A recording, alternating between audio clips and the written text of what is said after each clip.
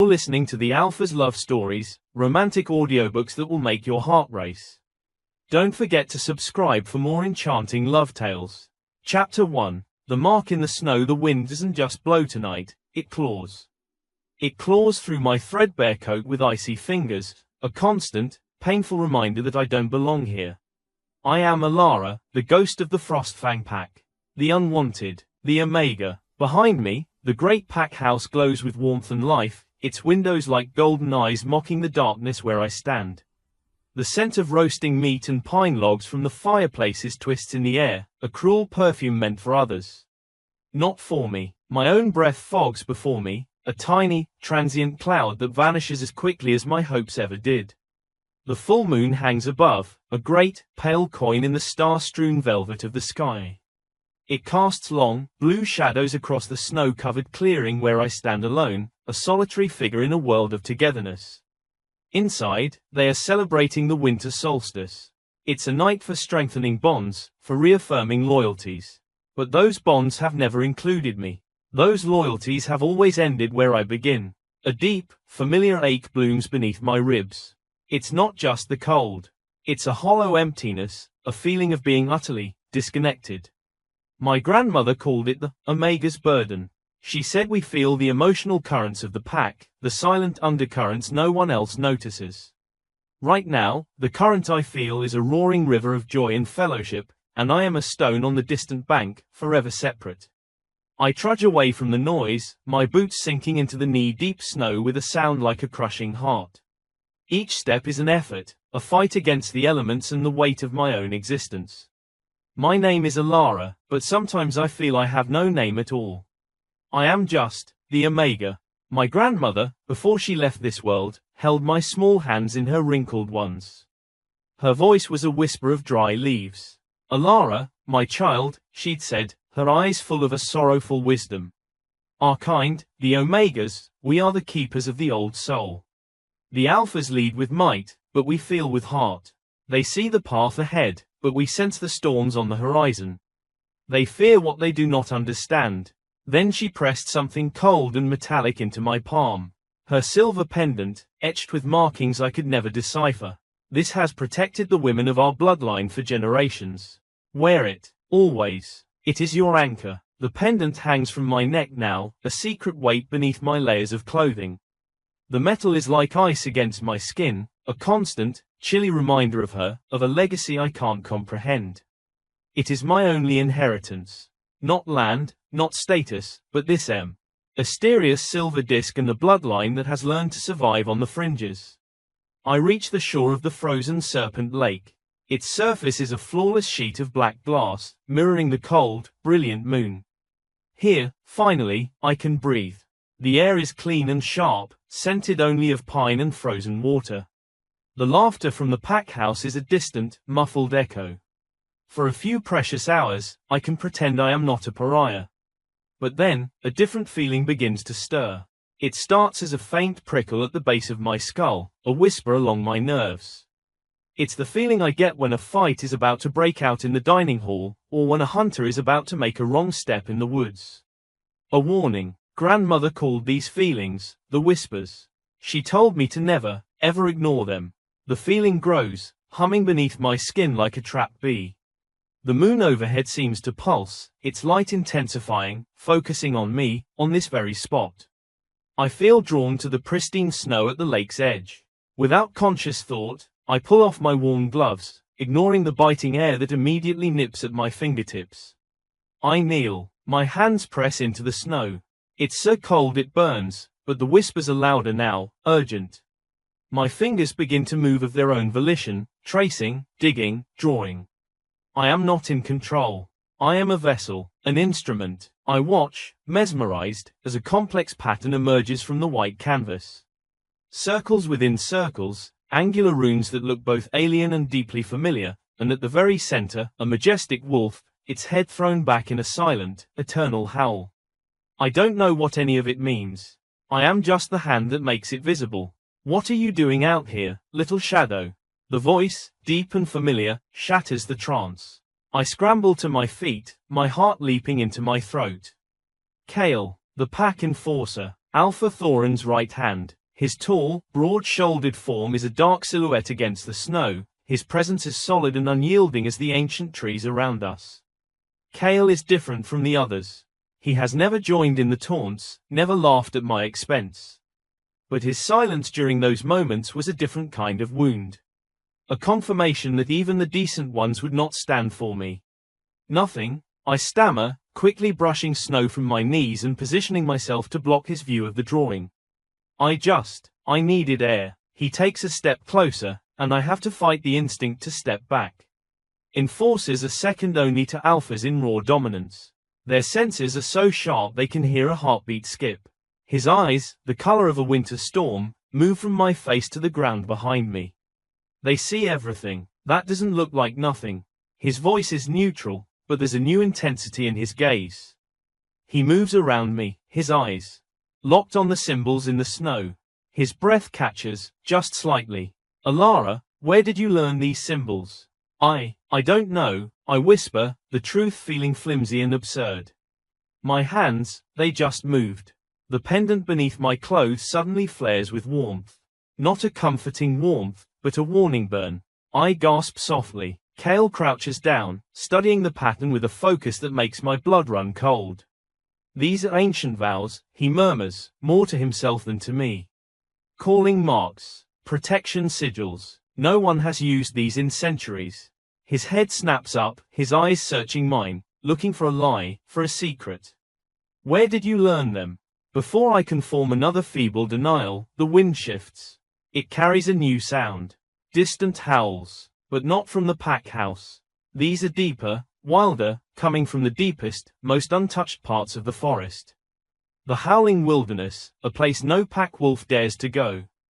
Kale's head jerks up, his body tensing like a drawn bowstring. We need to go, now. He reaches for my arm, his intent clear. But I pull away. The rejection is instinctive, born from years of isolation. I'm not welcome there, you know that. His nostrils flare as he scents the air. His face grows pale. Something is coming. Something old. You need to be behind pack walls tonight. Another howl rips through the night, closer this time. It's a sound that seems to vibrate in my very bones, low and commanding and utterly terrifying. Kale mutters a curse. The Shadow Fang pack, they shouldn't be this far south. Not without a declaration of war. His eyes lock with mine, filled with a dread I have never seen in him before. Your drawing, it's a beacon. A summoning. Did you know that? No. The word bursts from me, laced with panic. I told you, I don't know what I did. The howling is a chorus now, closing in from all sides. The trees themselves seem to tremble. Kale makes a decision. We don't have time to reach the pack house. My cabin is closer. He grabs my wrist. His grip is firm, unbreakable, but not cruel. I hesitate. Being alone with any dominant wolf is dangerous for an Omega. Our dynamics are clear, and I have no pack protection. But the alternative is whatever is coming through those trees, their howls promising something far worse than humiliation. The pendant pulses once, fiercely, against my skin. A clear, undeniable signal. Okay, I whisper, the word barely audible. We move. Kale pulls me through the snow, our progress agonizingly slow. The forest is a labyrinth of shadows, and every snapping twig, every rustle of leaves, sounds like a predator. The howls are a noose tightening around us. I can feel them now, not just hear them. A pressure in the air, a primal fear that makes my wolf whimper inside me. Kale's cabin appears through. The trees, a small, sturdy structure with a wisp of smoke still curling from the chimney. He must have left in a hurry to find me. He shoves the heavy wooden door open and all but pushes me inside. Stay away from the windows, he commands, bolting the door and drawing a thick curtain across the single pane of glass. The warmth of the cabin is a shock to my system. It's sparsely furnished but clean. A fireplace crackles, casting dancing shadows across a simple bed, a table, and a surprising wall of books. I never knew Kale was a reader. It's a small, human detail that doesn't fit the image of the ruthless enforcer. I hug myself, the reality of the situation crashing down. What's happening? Why would my drawing bring wolves here? Kale adds another log to the fire, the muscles in his back rigid. Not just any wolves, Alara. He straightens, his profile sharp in the flickering light. Wild wolves. The ones who answer to no alpha. The ones who remember the magic from before the first shift. A shiver, completely separate from the cold, racks my body. That's just a story, a myth to scare pups. He turns to face me, his expression grim. Is it? Then why do the symbols you drew match the ones in this book exactly? He strides to his bookshelf and pulls down a leather-bound tome so old the cover is cracked and peeling. He opens it with reverence, and my heart stops. There, on the yellowed page, is my drawing. The same circles, the same runes, the same howling wolf. I don't understand, I breathe, my voice trembling. I've never seen this book in my life. Yet you reproduced this page perfectly. His tone isn't accusatory now. It's filled with a bewildered awe. He reads from the text, his voice low. It says here, these marks call the Sylvan Sentinels when an omega of the true bloodline stands in peril. When the balance is broken. Outside, the howling stops. Abruptly, the sudden silence is more terrifying than the noise. Kale goes still, his head tilted, listening to something far beyond my human hearing. Moon above, he whispers, his face ashen. They're here, they've surrounded the cabin. My heart hammers against my ribs, a frantic bird in a cage of bone. What do they want? His stormy eyes meet mine, and in them, I see the answer. You, Alara, they've come for you. A loud crack against the window makes us both jump. Then another, something large, is throwing itself against the glass. The pendant at my throat burns, searing my skin. I cry out, clutching at it through my clothes. Stay back, Kale warns, shifting to stand between me and the window. His body is already changing, his canines elongating, claws tipping his fingers. The beta form, deadly, but the pendant is a brand. I can't bear it. Without thinking, I yank it out from under my sweater, letting it hang in the open. The silver gleams in the firelight, its ancient engraving seeming to writhe and dance. The moment it is exposed, the assault on the window ceases. The silence returns, thick and heavy. Kale stares at the pendant, his partial shift receding. Alara, what is that? Before I can answer, a voice speaks. It does not come from outside. It blooms directly inside my mind, ancient and resonant, like the sound of a mountain shifting. Daughter of the first snow. We have answered your call. I gasp, stumbling back against the wall. Did you hear that? I choke out. Kale's confused look is answer enough. He heard nothing. The voice comes again, filling the quiet spaces of my soul. The pack has broken the covenant. The Omega's place is sacred. We have come to restore the balance. There's a voice, I whisper to Kale, my eyes wide with terror and wonder. In my head, it's talking about covenants and balance. Kale moves closer, his body still poised for a fight. What else is it saying? I listen, translating the words that flow into my mind. Open the door, child of winter. We mean no harm to you, or to the guardian who shelters you. My legs move without my command. The pendant is pulling me forward, a magnetic force drawing me to whatever awaits outside. To my destiny. Alara, stop. Kale grabs my shoulders, his grip tight. You don't know what's out there. You don't know what they are.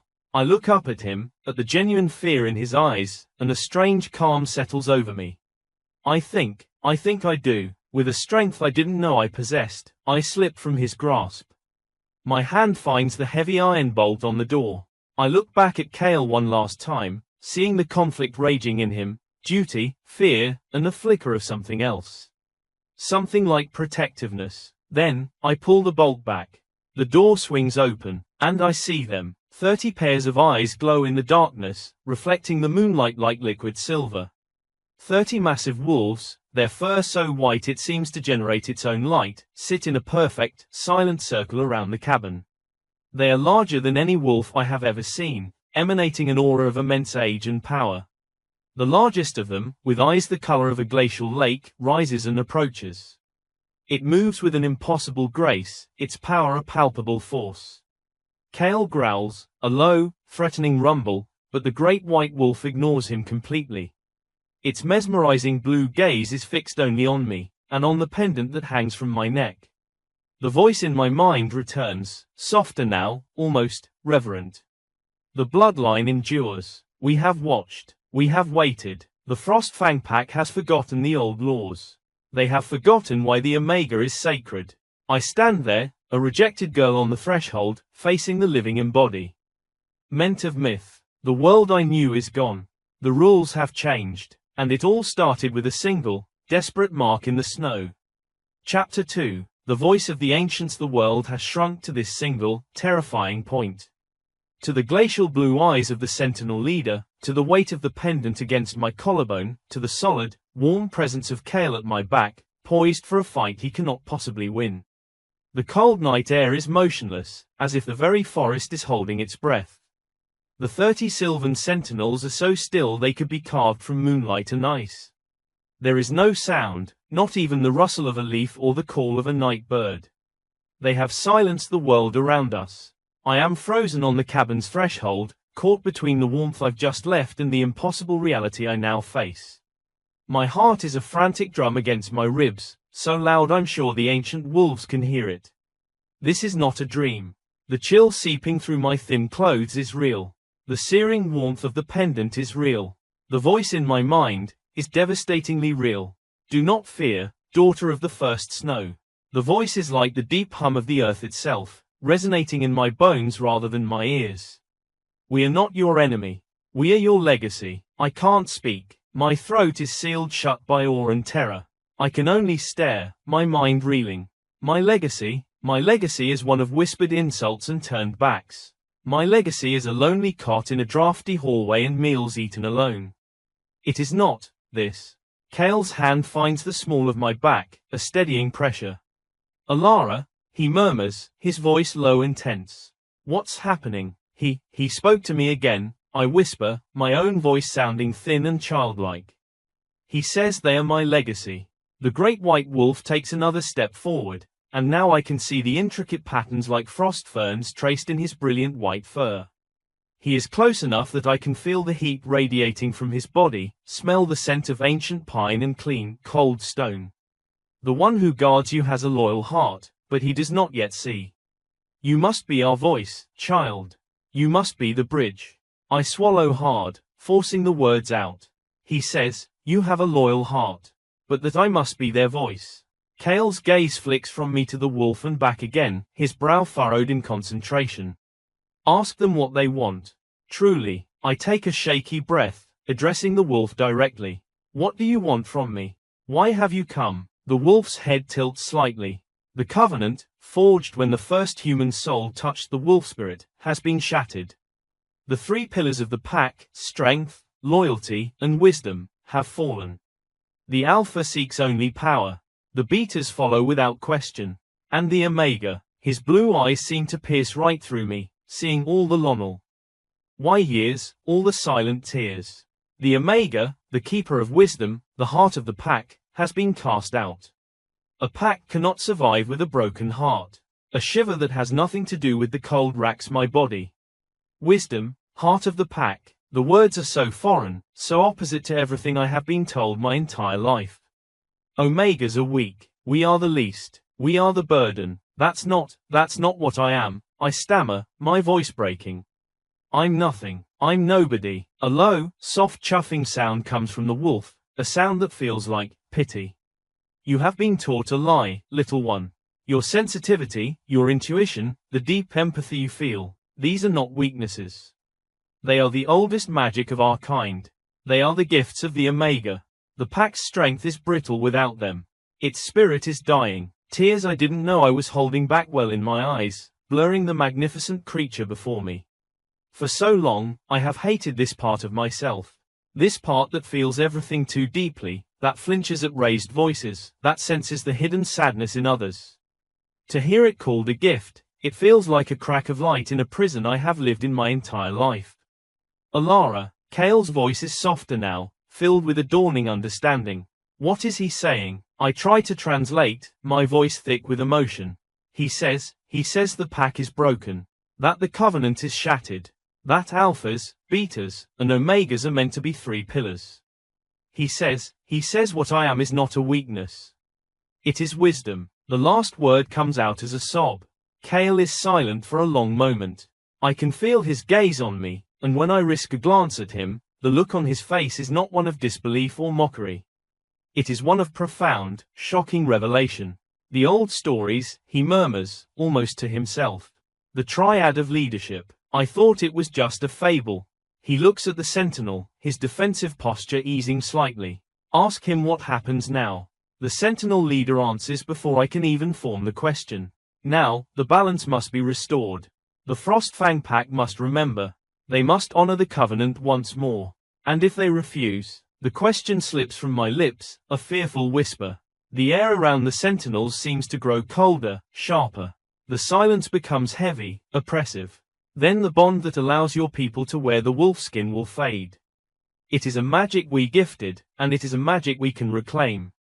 Within 3 generations, your children will be human, their inner wolves nothing but a forgotten dream. A gasp escapes me. The horror of that threat is absolute. To lose the wolf, it is the core of who we are. It is our strength, our family, our soul. It is a fate worse than death for any shifter. Kale must see the sheer terror on my face. Alara, what is it? Ays. My voice trembles violently. He says if the pack refuses to honor the covenant, the shift will fade. Our grandchildren will be human. Kale pales, his stormy eyes widening. All the fight drains out of him, replaced by a grim, chilling comprehension. This is no longer about one rejected girl. This is about the survival of our entire way of life. The choice is not yours to make, daughter of winter, the sentinel's voice continues, gentler now. It is the alphas, but you are the catalyst. You are the living proof of what they have forgotten. You must return to them. We will accompany you. Return. The word is a shock. Now, in the middle of the night, the moon is our witness. The time for hiding is over. Panic flares in my chest. To go back to the pack house now, surrounded by these mythical beasts. Alpha Thorin will see it as an act of war. He will see it as a challenge to his authority. There will be chaos. There will be violence. I breathe, taking an involuntary step back into the cabin. Thorin, he'll never listen. He'll see it as a threat. It is a reminder, the sentinel corrects, his tone unwavering. A reminder of a debt owed to the past, for the sake of the future. Do you think we would have answered the call of one who is truly weak? You drew the mark of summoning. You wear the pendant of the first Omega. The strength is already within you, Alara. You need only to find it. His words land not as a pressure, but as a strange kind of liberation. For the first time, my fear is mingled with a spark of something else. Something fierce and defiant. This wolf, this ancient, powerful being, believes in me more than my own pack ever has. More than I have ever believed in myself. I look at Kale. His expression is unreadable, a mask of an enforcer processing an impossible situation. But his eyes are on me. And in him, I don't see pity. I see respect. I see a question. He is waiting for my decision. The golden thread I felt in the vision, the connection between us, seems to pull taut. He will follow my lead. The realization is as terrifying as the sentinels outside. I close my eyes for a moment, my fingers closing around the warm silver of my pendant. I think of my grandmother's face. I think of all the times I bowed my head and accepted my lot. I think of the shadows I saw clinging to the younger pack members, the unhappiness festering beneath the surface of our so-called strength. This is bigger than my fear. This is bigger than me. I open my eyes and meet the glacial blue gaze of the sentinel leader. My voice, when it comes, is clear and steady, no longer a whisper. We will go. A ripple moves through the circle of white wolves, a silent acknowledgement. The leader dips his massive head in a regal bow. Kale lets OU. Ta long, slow breath. Then we go together. He moves to my side, his shoulder brushing mine. But we do this smartly. We approach with caution. I will do the talking initially. I nod, grateful for his presence, for his steady mind in this maelstrom of magic and fear. But I know, deep in my soul, that when the time comes, it will be my voice that needs to speak. The bridge must bear the weight. We step out of the cabin fully, into the circle of the Sylvan Sentinels. They rise in unison, a movement so fluid and synchronized it feels like a single entity. They part before us, creating a path that leads back toward the heart of the pack territory. The walk begins. The sentinels fall into a formation around us, their massive, silent forms gliding over the snow without leaving a single paw print. They are ghosts of the forest, legends made flesh. The only sound is the crunch of our boots and the frantic beating of my heart. We haven't gone far when the first patrol finds us. Two beaters, Reese and Finn, emerge from the trees, their eyes glowing amber in the darkness.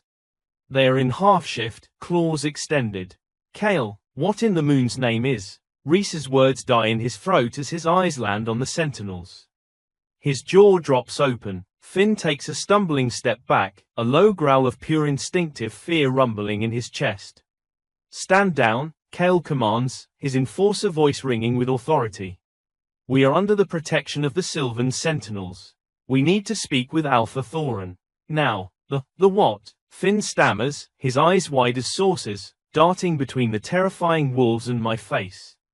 Alara, what is this? I don't get a chance to answer. The Sentinel leader takes a single step forward, and the two beaters shrink back, their dominance completely overwhelmed by the ancient power radiating from him. The White Guardians have returned to the Frostfang pack, the voice echoes in my mind, and I repeat the words aloud, my voice gaining strength with each syllable. We come under the ancient rite of admonishment. Lead us to your Alpha. The formality, the ancient term, does the trick. Reese and Finn exchange a look of sheer, unadulterated terror. They have no protocol for this. No training. They are facing a living myth, and it has chosen to speak through the pack's outcast. Reese gives a jerky nod. This way, he chokes out, turning to lead us, his body tense with fear. The news travels faster than we do. By the time we reach the edge of the main compound, a crowd has begun to gather. Pack members spill from their homes, their faces a mixture of sleep, confusion, and then, as they see us, utter shock. Murmurs turn into cries of alarm. Children are snatched up and hurried inside. Doors slam shut, but they cannot look away. They watch, mesmerized and horrified. As our strange procession moves through the heart of the territory, the rejected Omega, the trusted enforcer, and an escort of 30 mythical wolves that should not exist. The pack house looms ahead, its doors thrown open. Light spills out, illuminating the figures standing on the porch.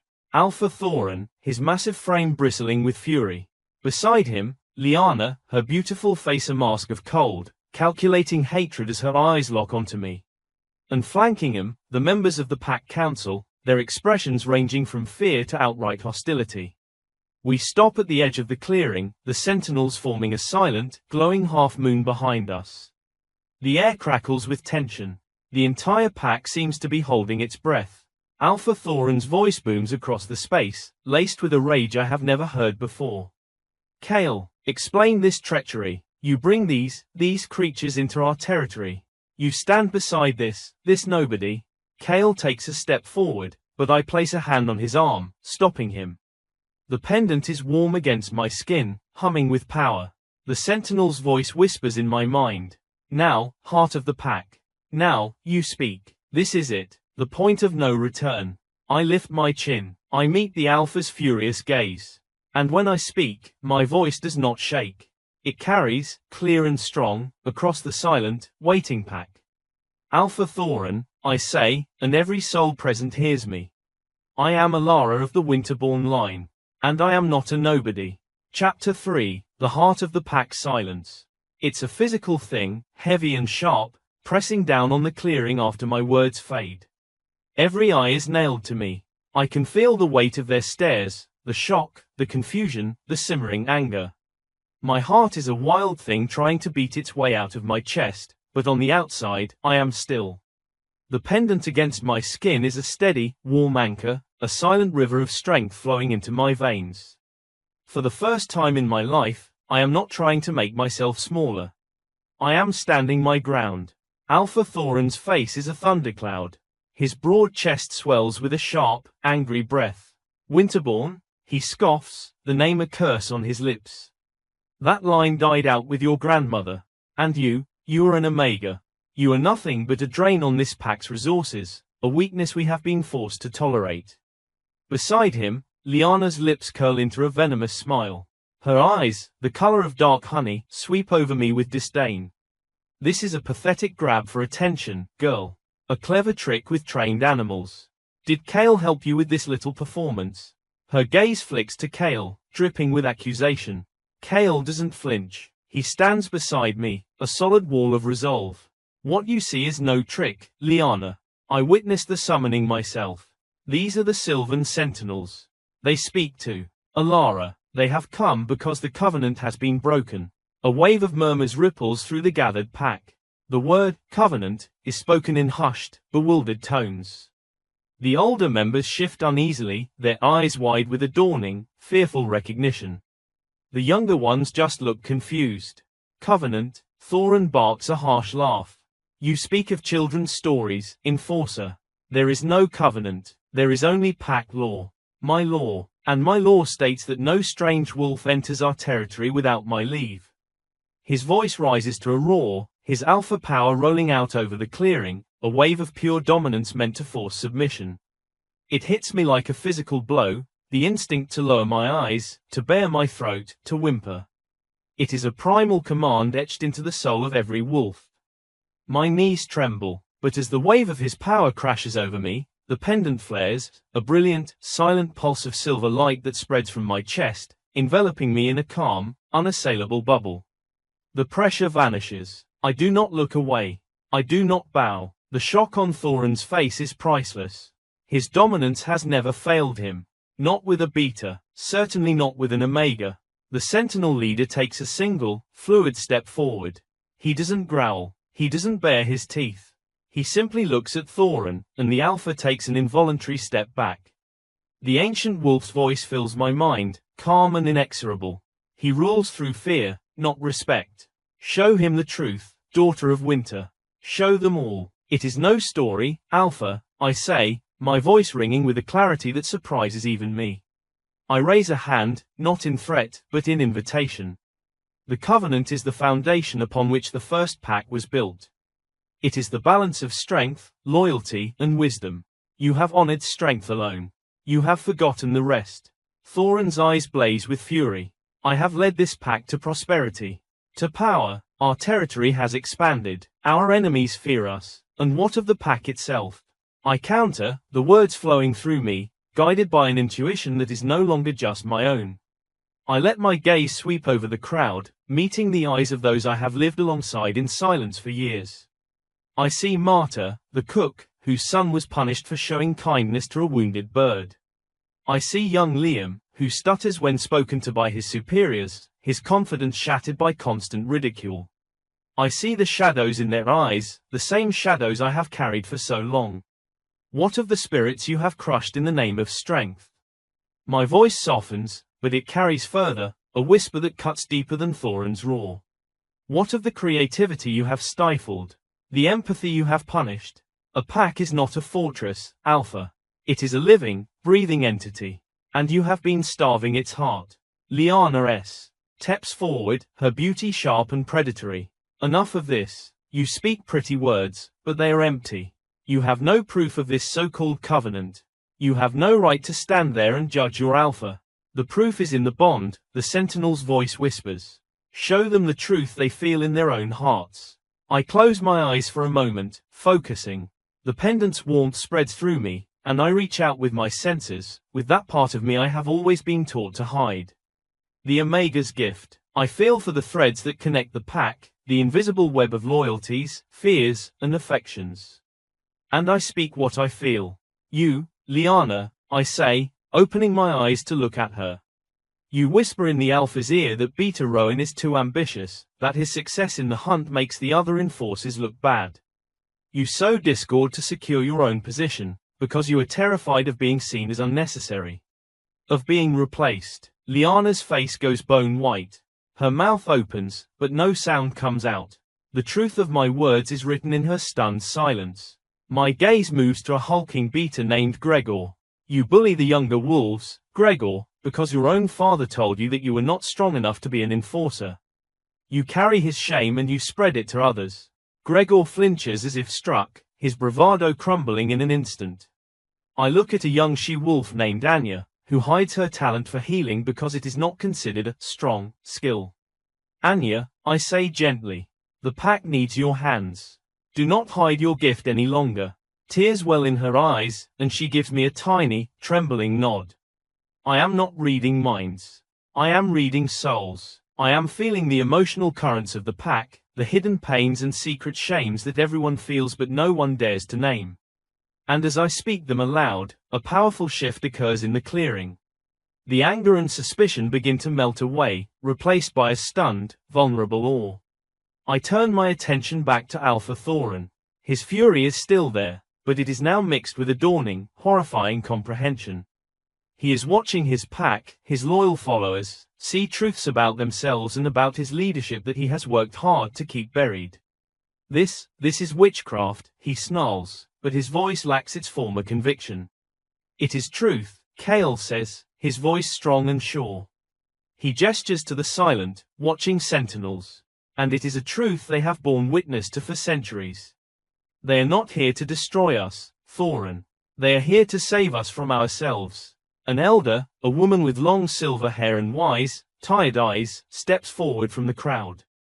Maeve, the pack historian, her gaze is not on Thorin, but on the sentinel leader, filled with a reverence I have never seen directed at anyone but the Alpha. The story, are true, she whispers, her voice trembling with emotion. I have spent my life studying the oldest texts. The Triad, the Covenant of Balance, the Sylvan Sentinels, the Guardians of the Wild Magic. She turns to Thorin, her expression pleading. My Alpha, you must listen. This is not a challenge to your authority. It is a plea for our very survival as a people. To ignore this is to risk everything. Thorin looks from Maeve's earnest face, to Kale's resolute one, to the stunned and now thoughtful expressions of his pack. He looks at the 30 ancient wolves whose silent judgment is more powerful than any shouted accusation. Finally, his gaze lands on me, and for a fleeting second, I see not the powerful Alpha, but a man who is terrified that the foundation of his entire world is crumbling beneath his feet. What, he grinds out, the word sounding torn from him, would you have me do? The sentinel's voice is clear in my mind. The first step is acknowledgement. The second is integration. I take a deep breath. The hardest part is over. Now, the real work begins. You will acknowledge the covenant before the entire pack, I say, my tone leaving no room for argument. It is not a request. You will acknowledge that the role of the Omega is sacred and essential. And you will grant me a seat on the pack council, not as a subordinate, but as an equal voice in guiding our future. A collective gasp sweeps through the crowd. An Omega on the council. It is unheard of. It is revolutionary. Thorin's jaw works. The struggle is visible on his face, pride warring with the undeniable evidence of a power he cannot comprehend or defeat. Lyanna finds her voice, a sharp, desperate cry. Thorin, no, you cannot. This is an outrage. But Thorin ignores her. His eyes are locked with mine. The silence stretches, taut as a bowstring. The fate of the Frostfang pack hangs in this single, breathless moment. Finally, he gives a single, sharp nod. It is the barest dip of his chin, but it is enough. The council will convene at dawn, he says, his voice hoarse. You will, state your case. He turns on his heel and stalks back into the pack house, the set of his shoulders defeated. Lyanna shoots me a look of pure, undiluted hatred before following him. The spell breaks. The pack erupts into a cacophony of voices, excited, fearful, arguing, wondering. They look at me now not with contempt, but with a bewildering mix of fear, curiosity, and something that looks disturbingly like hope. Kale moves to my side, his presence a steadying force. You did it, he murmurs, his voice filled with awe. No, I say, watching the dispersing crowd, feeling the weight of what is to come settle on my shoulders. This was just the beginning. The real challenge starts at dawn. The Sylvan Sentinels Rima. In their circle, a silent, glowing promise in the night. They have borne witness. The heart of the pack has begun to beat again. But whether it will beat in harmony or tear itself apart, that remains to be seen. Chapter 4. The Council of Dawn arrives not with gentle colors, but with a sharp, brittle light that seems to expose every crack in our world. I did not sleep. I spent the night in the small guest cabin, the silence pressed in around me, broken only by the memory of 100 staring eyes and the phantom echo of my own voice claiming a power I still don't understand. The pendant is quiet now, a cool weight against my skin, but the memory of its warmth, of the ancient voice in my mind, is branded onto my soul. Kale is already waiting for me outside, his face etched with the same weary vigilance I feel. The sylvan sentinels are gone, melted back into the forest like morning mist, but their presence is a tangible pressure in the air. We all know they are watching. The council is gathering, Kale says quietly. His grey eyes scan my face, and I know he sees the exhaustion, the fear. They're unsettled. I imagine they are, I reply, my voice rough from lack of sleep. I'm unsettled. A ghost of a smile touches his lips. You stood before the entire pack and an army of mythical wolves and didn't flinch. I'd say you're the most settled person here. His faith is a small, warm ember in my chest. I cling to it as we walk toward the council lodge. The pack grounds are unnaturally quiet. Those we pass stop what they are doing to watch us, their expressions unreadable. There are no jeers, no muttered insults. Just a heavy, waiting silence.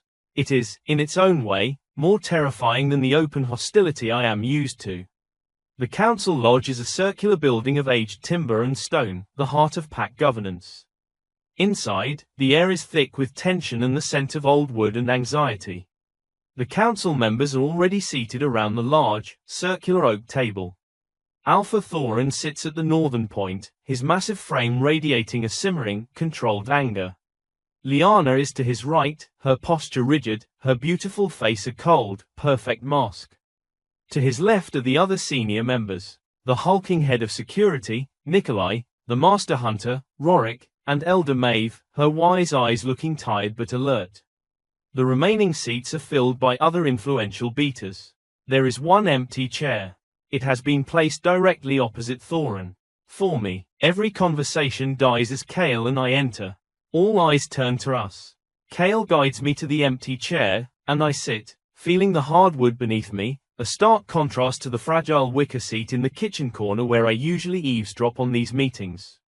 Kale takes his place standing behind me, a silent decal. A ration of allegiance that does not go unnoticed. Lyanna's eyes narrow to slits. Thorin leans forward, his knuckles white where they grip the edge of the table.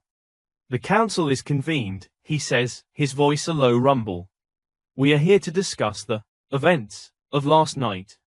And the claims that were made. He spits the last word like a piece of rotten meat. He looks at me, his gaze a challenge.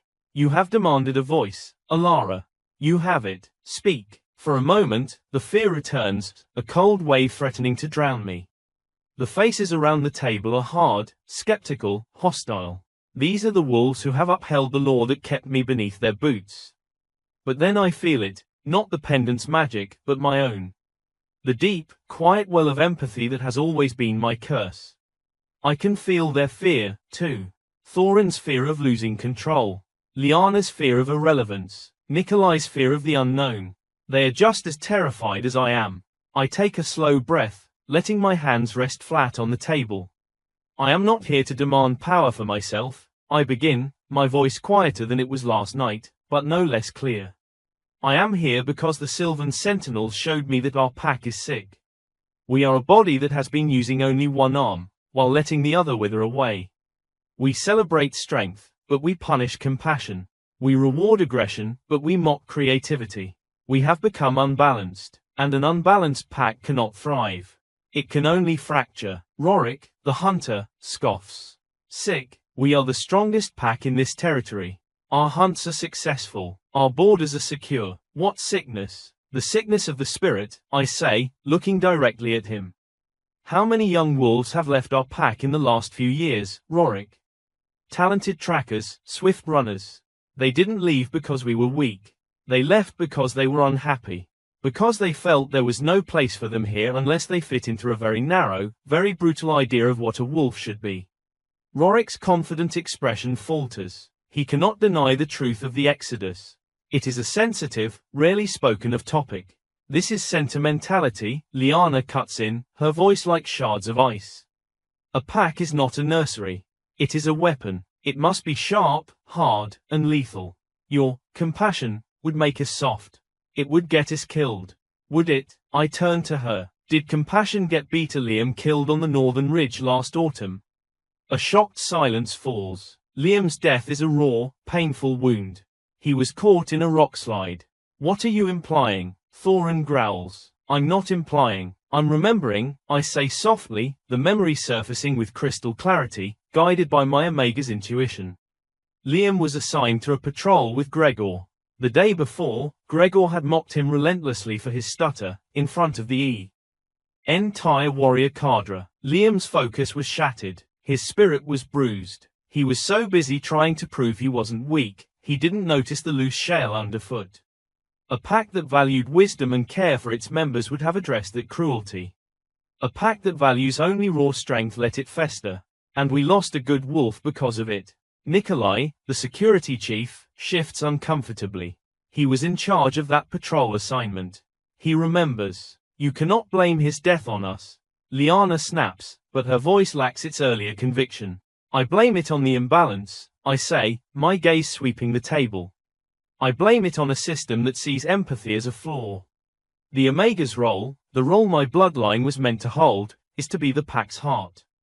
To sense these undercurrents, to heal these fractures before they become fatal. Not just physically, but emotionally. A strong arm is useless if the body it's attached to is dying of a fever. Elder Maeve finally speaks, her voice gentle but firm. The old texts support this. The Omega was the mediator, the advisor, the keeper of law and lineage. They soothed conflicts before they turned violent. They ensured the well-being of the young and the old. They were the moral compass of the pack. She looks at Thorin. My alpha, we have been navigating with a broken compass for a long, long time. Thorin is silent, his eyes fixed on the grain of the wood table. The anger is still there, but it is now warring with something else, the dawning, grudging acceptance of a truth he can no longer ignore. What would you have us do, then? He asks again, but this time the question is not a challenge. It is a genuine, weary inquiry. Overturn centuries of tradition overnight. No, I say, but we can take the first step. I propose we form a new council. A triad, Alpha, Beta, and Omega, working in concert. You, Thorin, remain the Alpha. Your word on matters of defense, territory, and law is final. But on matters affecting the pack's spirit, its well-being, its internal harmony, my voice carries equal weight. And a Beta, chosen for his fairness and loyalty, will bridge our perspectives. I glance back at Kale. I nominate Kale for this role. The room erupts. Preposterous. Lyanna cries. This undermines the Alpha's authority completely. Rorik shouts. Thorin slams his fist on the table. Enough. The room falls silent. Thorin's chest heaves. He looks from my face to Kale's, to the furious face of his mate, to the thoughtful one of Elder Maeve. He is trapped. The Sylvan Sentinels have backed him into a corner, and I have presented the only way out that doesn't lead to the annihilation of our way of life. The threat of the Sentinels is real, he says, his voice low and gravelly. I cannot ignore it, but this triad. He aches his head, as if trying to clear it of a bad dream. It is too much, too fast. Then let us start smaller, I say, seizing the opening. A trial period. For one full cycle of the moon, my voice will be heard on the council. Kale will act as the mediating Beta. We will work together on 3 specific issues: the mentoring of our younger members, the care for our elders, and the mediation of internal conflicts. After the moon cycle, the council can vote on whether to make the triad permanent. It is a compromise, a fragile, tentative one, but it is a start. Thorin looks around the table. He sees that while some are still resistant, others, like Maeve and even the pragmatic Nikolai, are considering it. The fear of the Sentinels is a powerful motivator. One moon cycle, Thorin says, the words sounding like they are being dragged from him. A trial, nothing more. He fixes me with a hard stare. Do not make me regret this, Alara. The meeting dissolves into a buzz of frantic discussion. I remain seated, my legs feeling weak. I have done it. I have secured a place at the table. But as I look at Thorin's resentful expression and Lyanna's venomous glare, I know this is not a victory. It is a declaration of a different kind of war. A quieter, more dangerous one, fought with politics and poisoned words instead of claws and teeth. The real battle for the soul of the Frostfang pack begins now. Chapter 5, The First Fracture. The weight of the title is heavier than I ever imagined. Omega of the Frostfang pack. For a week, the words have echoed in the silence of my new quarters, a small, clean room in the main lodge, a world away from my old drafty corner. It comes with a door that locks, a window that looks out on the forest, and a profound, terrifying loneliness. I am no longer invisible. Every move I make is watched, every word I utter is dissected. The open contempt has been replaced by a wary, simmering resentment. I am a symbol of change, and change is never welcomed by everyone. My first official act, in consultation with Kale and a reluctant Alpha Thorin, was to establish a mentorship program for the pack's youth. It seemed like an uncontroversial starting point. I was wrong. I stand now at the edge of the training grounds, watching the usual drills. Beta Gregor, his ego still bruised from my public revelation of his insecurities, is in charge. He has a group of teenagers, both boys and girls, running brutal laps, their faces flushed and streaked with sweat and dirt. "Faster, you lazy whelps," he barks, his voice cracking like a whip. "Do you think our enemies will let you catch your breath? Strength is the only language they understand." One of the younger boys, Finn's son, stumbles, his legs giving way. He collapses onto the frosty ground, gasping foe. Air. Gregor storms over, looming over the trembling boy. "Get up," he snarls. "Your father was a warrior. Don't you dare shame his memory by lying in the dirt like a worm." The boy flinches, tears of exhaustion and humiliation mixing with the sweat on his cheeks. I feel his shame as if it were my own, a sharp, hot sting. This is the old way. The way of breaking spirits to build strength. I can't stand by. That's enough, Gregor. My voice is calm, but it carries across the field. All activity stops. The teenagers stare, their eyes wide. Gregor turns slowly, his face a mask of contempt. "This is warrior training, Omega," he spits the title like an insult. "It is not your domain. Stick to your feelings." A few of the older teens snicker, their loyalty to the old hierarchy momentarily overriding their fear. Kale, who had been observing from a distance, moves to stand beside me. His presence is a silent warning. The Omega has authority in matters of pack well-being, Gregor. That includes the training of our youth. Their well-being is to be strong enough to survive. Gregor retorts, but he takes a half-step back under Kale's steady gaze.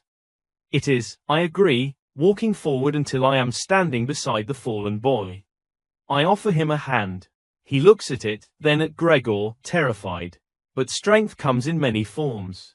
It is not just muscle and speed. It is endurance. It is resilience. It is the intelligence to know your own limits and the wisdom to push them safely.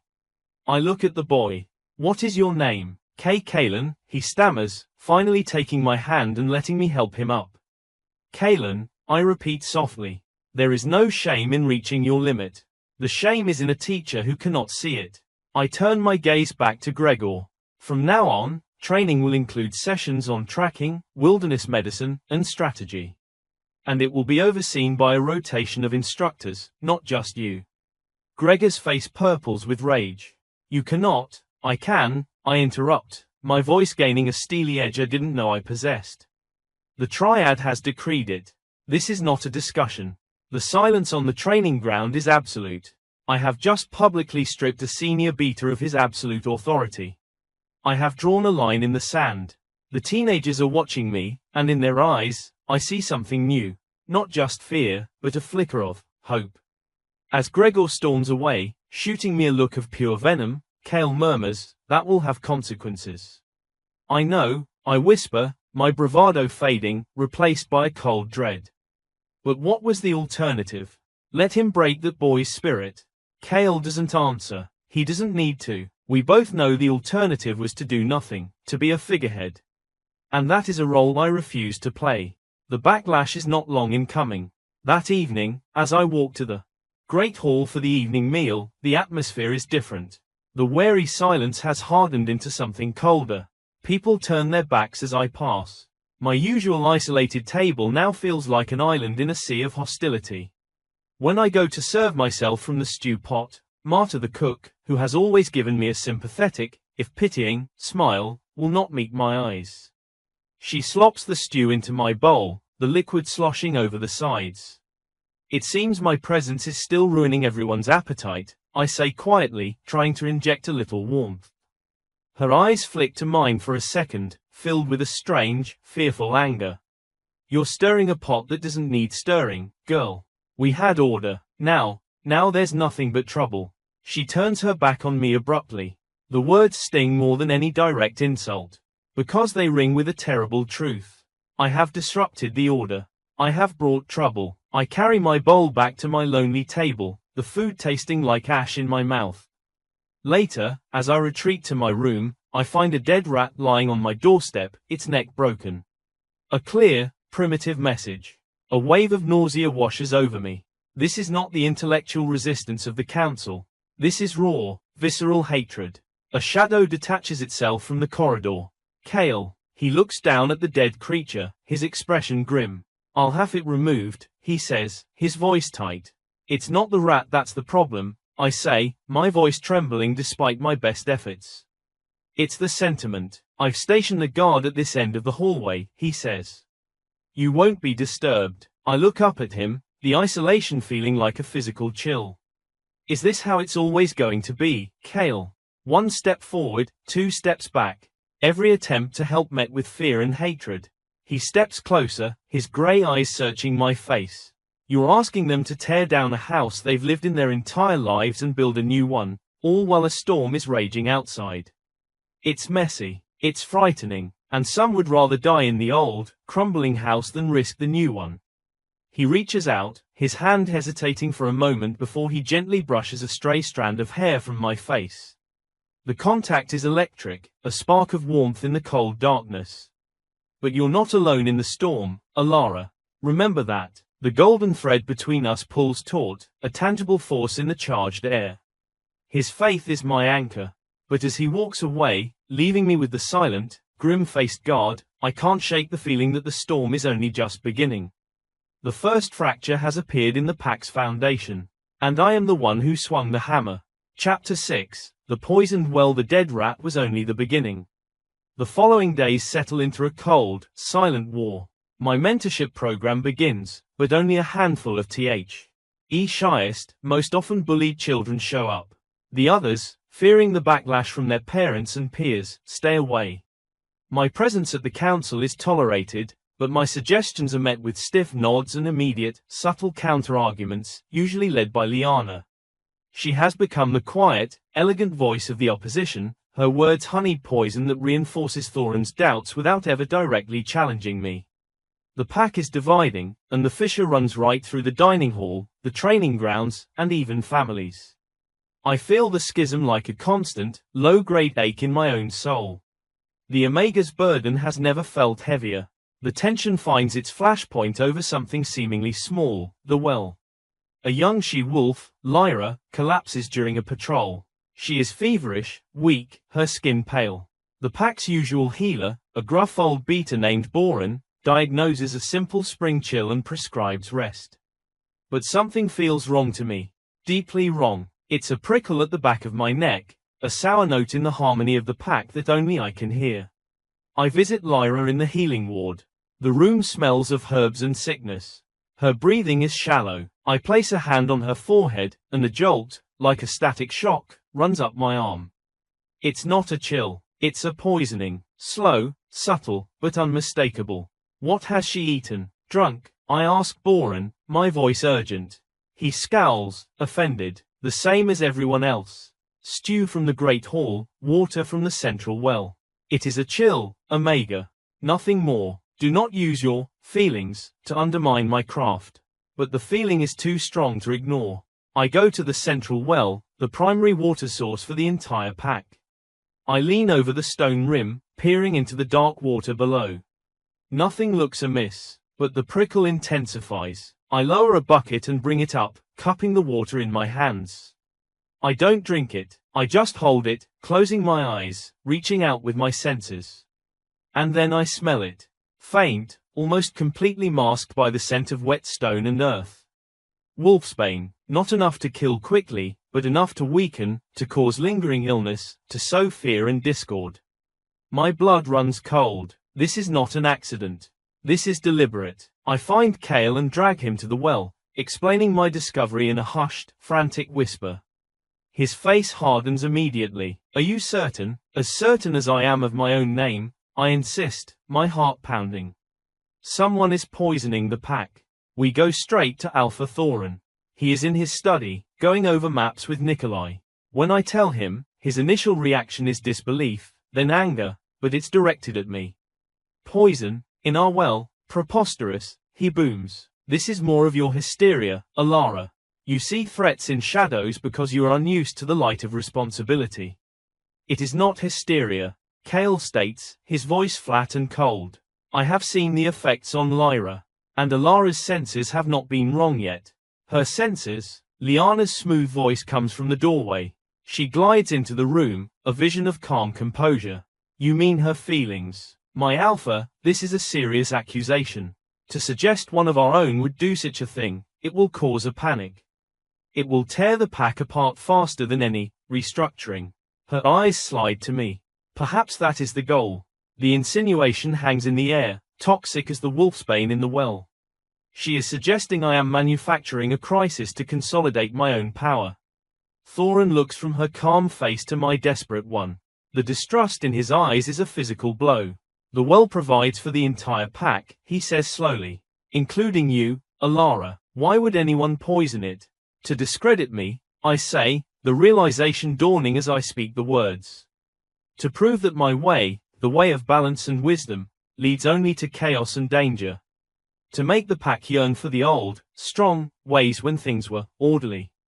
The room is silent for a moment. My theory makes a terrible, perfect sense. This is conjecture, Thorin finally says, but the doubt has crept into his voice. We need proof. Then let us get proof, Kale says. Let me take a team and guard the well. Let us test the water properly. Let us find the culprit. And announce to the entire pack that their water is poisoned. Lyanna counters, her voice dripping with reason. That will cause the very panic we wish to avoid. People will turn on each other. Trust will shatter. It's a stalemate. Thorin, ever the cautious leader, hates both options, inaction and action. We will say there is a concern about the water quality after the spring thaw, he decides, a weak compromise. We will have it tested quietly. And we will increase patrols around the well area. Discreetly. It is not enough. I can feel it. The poisoner is still out there, watching, laughing. That night, under the cover of darkness, I cannot sleep. The image of Lyra's pale face haunts me. The knowledge that every sip of water is a potential danger gnaws at my insides. Thorin's discreet solution is like putting a bandage on a festering wound. I slip out of my room, avoiding the guard Kale posted. I move like a ghost through the sleeping pack grounds, drawn to the well. The moon is hidden behind clouds, and the world is painted in shades of deep blue and black. I need to see for myself. I need to feel if the taint is growing stronger. As I approach the well, a figure melts out from the shadows behind it. My heart leaps into my throat. It's a beater, one of Gregor's friends. He holds a small, dark pouch. He hasn't seen me. I watch, frozen, as he uncorks the pouch and makes to pour its contents into the Stop. The word tears from my throat, raw and loud in the silence. He startles violently, dropping the pouch. A fine, dark powder spills onto the ground between us. The sharp, acrid scent of concentrated wolfsbane fills the air, making my eyes water. His face twists from shock into fury. You, he snarls. You ruin everything. He shifts, not fully, but enough that claws spring from his fingertips, his features distorting into something savage. He lunges at me. I am no warrior. I have no claws, no fangs. But I have speed born of a lifetime of avoiding conflict. I dart to the side, his claws ripping through the fabric of my sleeve instead of my throat. Why? I cry out, scrambling backward. We are pack. You are not my pack. He roars, charging again. You are a disease. Lyanna was right. You will make us weak. This will show them. This will show them what your new world brings. Lyanna, Her name is a confirmation of my darkest suspicion. This is her doing. Her elegant, hidden war has just turned violent. I trip over a root, falling hard onto my back. The beater looms over me, his eyes glowing with feral hatred, his clawed hand raised for a final, killing blow. There is no one around to hear me scream. In that final, desperate moment, I don't cry out. I don't beg. I grab the pendant at my throat, clutching it like a lifeline. I pour all my fear, all my will to live, all my love for this broken pack into it. Help me. A brilliant, silent pulse of silver light erupts from the pendant. It doesn't hurt me, but the beater is thrown backward as if struck by a giant, invisible hand. He hits the ground with a sickening thud and lies still. The light fades. I am left panting on the cold ground, the scent of wolfsbane and blood in my nose. Footsteps pound toward me. Kale and two other enforcers skid to a halt, their faces a mixture of shock and horror as they take in the scene. The poison powder on the ground, the unconscious beater, and me, trembling on the verge of collapse. Kale is at my side in an instant, his hands checking me for injuries, his voice a ragged whisper. Alara, by the moon, what happened? I look up at him, my body shaking uncontrollably. The well is safe. The poisoner is caught, but the victory feels hollow and terrifying. The war, I whisper, my voice breaking, is no longer cold. Chapter 7, The Unmasking. The world swims back into focus slowly. I am in the healing ward, propped up on a cot. The sharp scent of poultices and antiseptic fills the air, a stark contrast to the night's wild sense of wolfsbane and fear. My arm is bandaged where the beater's claws grazed me, a dull, throbbing ache beneath the linen. But the deeper wound is the one I can't see, the betrayal festering in my heart. Kale is a solid, silent presence in a chair beside my cot. His knuckles are white where he grips his knees, and a storm rages in his grey eyes. The beater the first confronted, a warrior named Jax, is under heavy guard in a locked storage room. The pouch of wolfsbane is secured as evidence. The pack is awake now, buzzing with a low, anxious hum. The secret is out. The door to the ward swings open. Alpha Thorin enters, his face a granite mask of fury. Lyanna glides in behind him, her expression one of carefully curated concern. The performance is about to begin. Explain, Thorin commands, his voice dangerously quiet. He looks from me to Kale. Now, Kale stands, his posture rigid with controlled anger. Jax was caught in the act of poisoning the well, Alpha. Alara discovered him. He attacked her. He would have killed her if not for. He hesitates, glancing at me. If not for her pendant.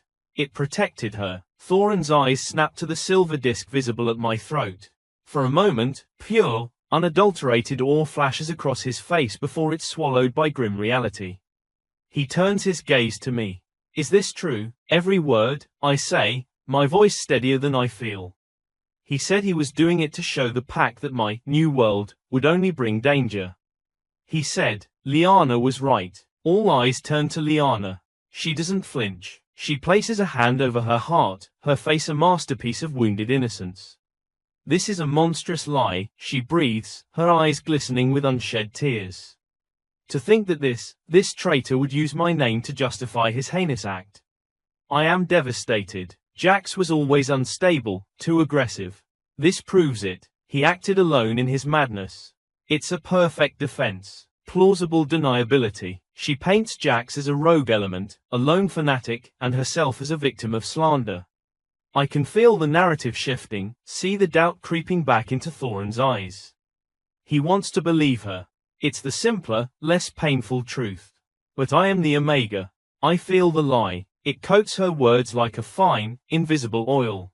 He didn't act alone, I say, pushing myself up on the cot.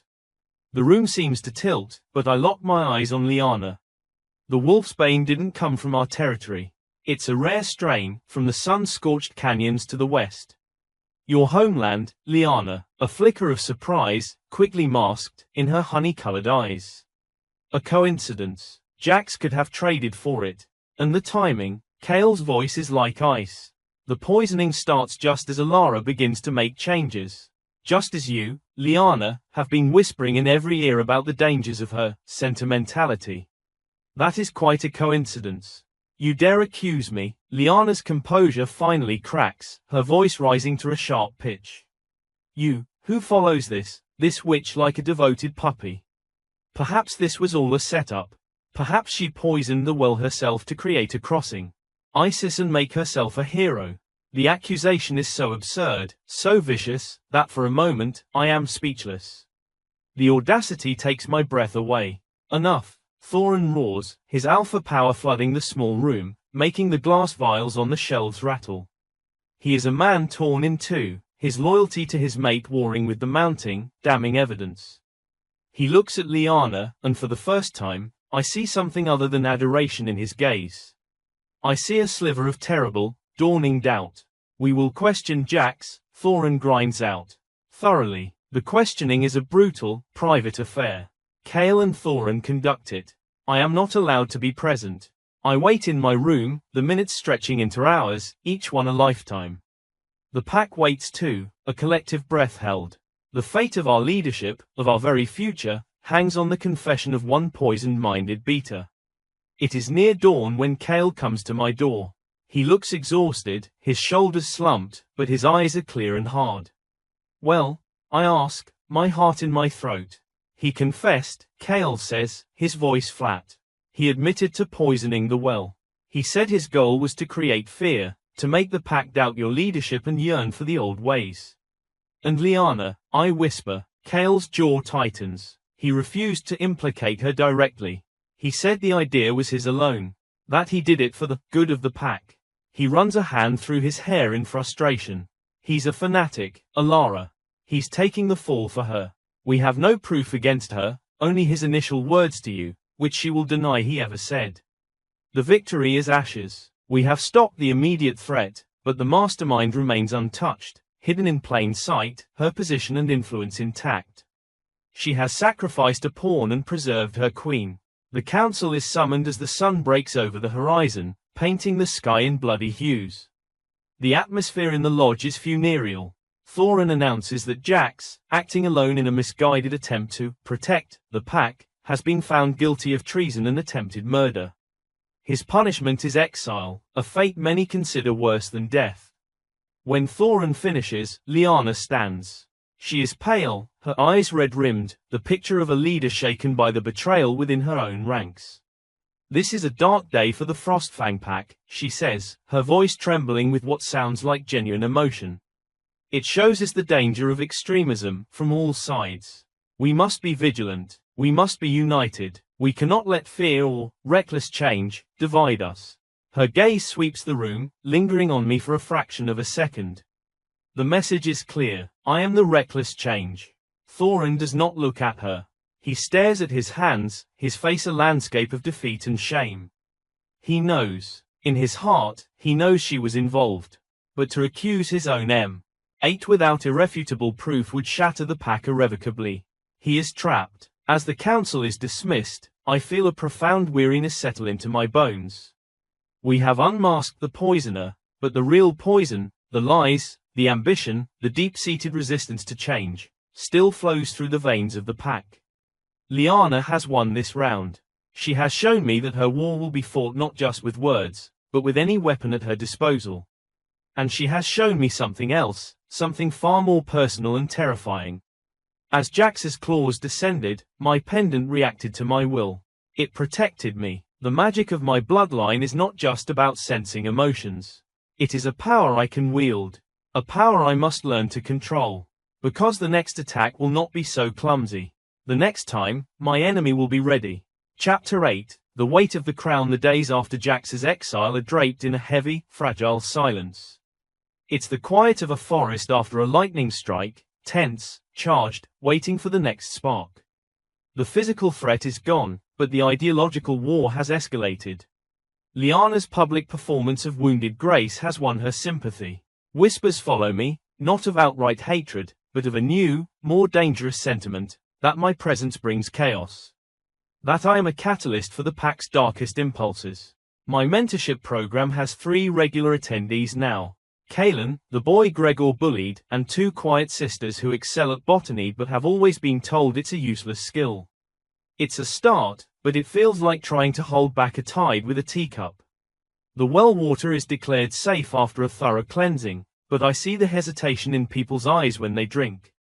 The trust is poisoned, even if the water is not. Kale is my rock, my constant shadow. Our bond, the golden thread I first saw in the vision, has grown stronger, a tangible warmth between us. We spend our evenings in my room or his cabin, planning, debating, simply being. He teaches me the intricate politics of the pack, the alliances and grudges I was never meant to know. I, in turn, share the whispers I feel, the subtle shifts in the pack's emotional landscape.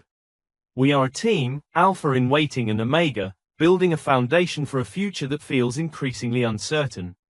One such evening, as we pore over a map of the territory, I feel a strange, cold tremor run through the pack bond. It's faint, like a single discordant note in a vast symphony, but it's there. A spike of pure, undiluted malice, aimed directly at me. Kale, I say, my hand going to the pendant. It is cool and still. Something's wrong. He looks up immediately, his instincts trusting mine without question.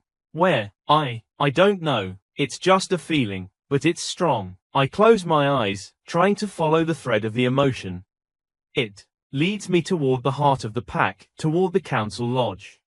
There, it's coming from the lodge. We move quickly, our footsteps silent on the packed earth. The lodge is dark, empty after the day's business. But the feeling is stronger here, a psychic stench of hatred. We slip inside, the moonlight through the high windows painting silver stripes on the floor.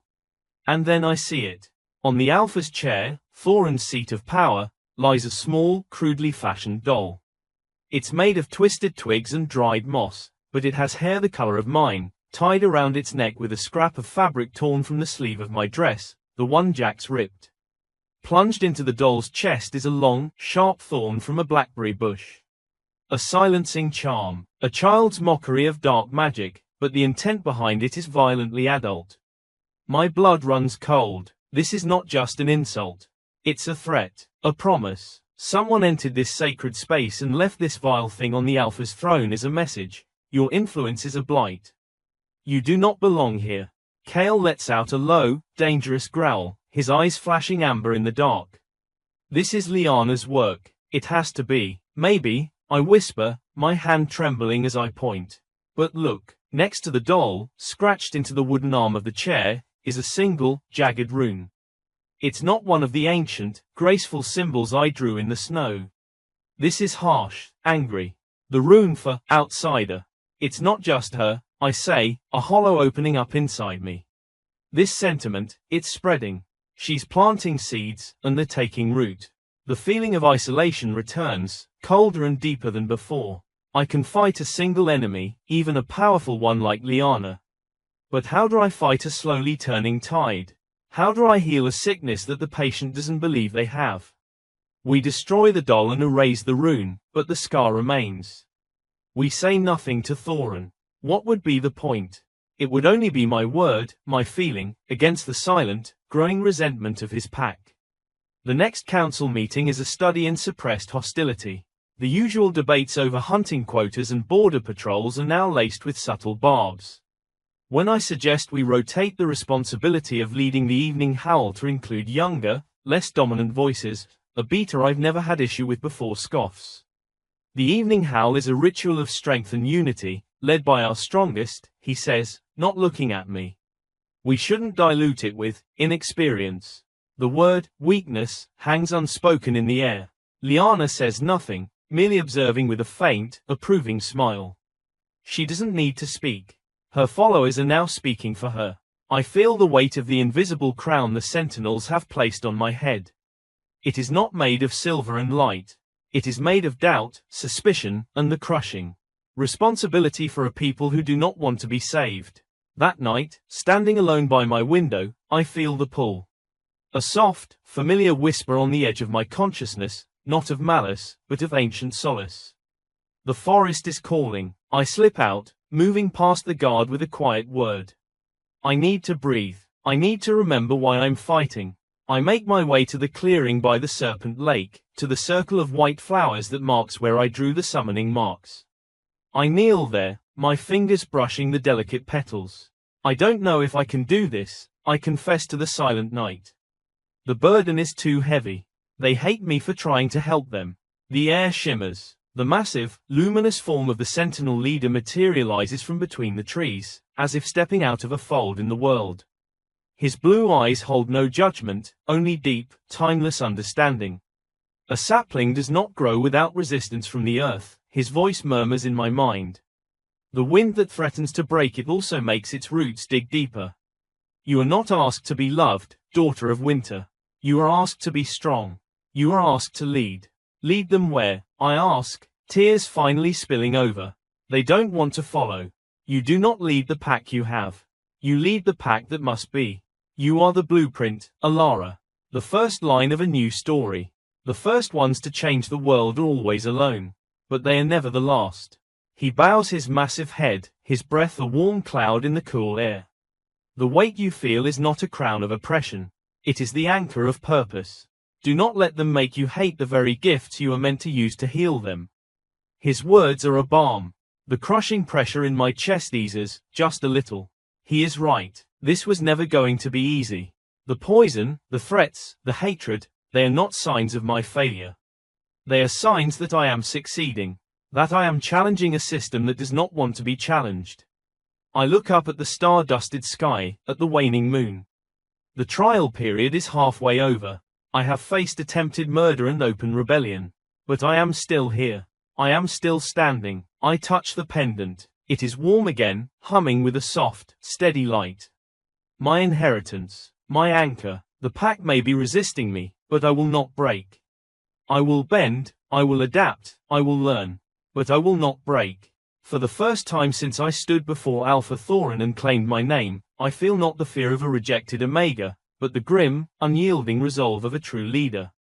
The war for the Frostfang pack is far from over. In fact, I realize with a cold, clear certainty, it has only just begun. Chapter 9, The Howling Caves. The grim resolve I found by the lake is tested sooner than I expected. A spring storm descends on the territory, a howling gale. That tears at the rooftops and turns the world into a sea of mud and lashing rain. It's during this chaos that disaster strikes. A group of our youngest pups, adventurous and brimming with energy the rain couldn't dampen, were playing near the treacherous cliffs on the eastern border. Their minder, a distracted young beater, lost sight of them for only a moment. A moment was all it took. A section of sodden earth gave way. 3 pups have fallen into the labyrinthine network known as the Howling Caves. The news rips through the pack like a lightning strike. Panic, raw and primal, replaces the simmering resentment. Parents wail. Warriors snarl in helpless fury.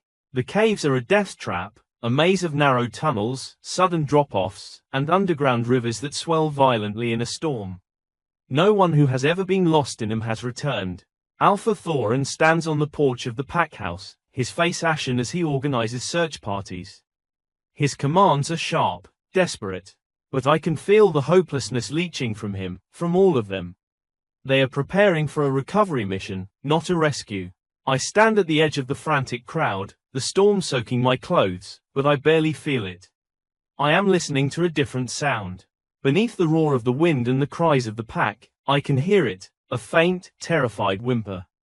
Not with my ears, but with my soul. The Omega's gift. The pups are alive. They are terrified, cold, but their heartbeats are a fragile, fluttering rhythm against my own. They're alive, I say, my voice cutting through the din.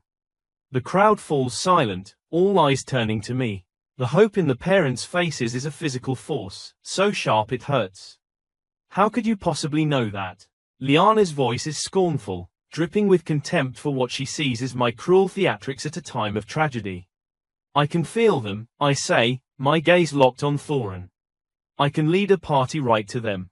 Impossible, barks Boran, the healer. The caves are a maze. Your feelings will lead our warriors to their deaths alongside the pups. She has been right about everything else, Kale's voice rings out, steady and sure. He steps to my side, his presence a shield. I will go with her. A small, fast team. We follow her lead. Thorin looks from the desperate parents to me, to Kale. The storm of doubt and decision rages in his eyes. The old way, sending in large, brute force search parties, has already been deemed a death sentence. The new way is a gamble on a feeling. Go, he grunts, the word ripped from him. Take Nikolai and 2 others. Be quick. The journey to the caves is a nightmare. The wind tries to tear us from the path, the rain blinds us.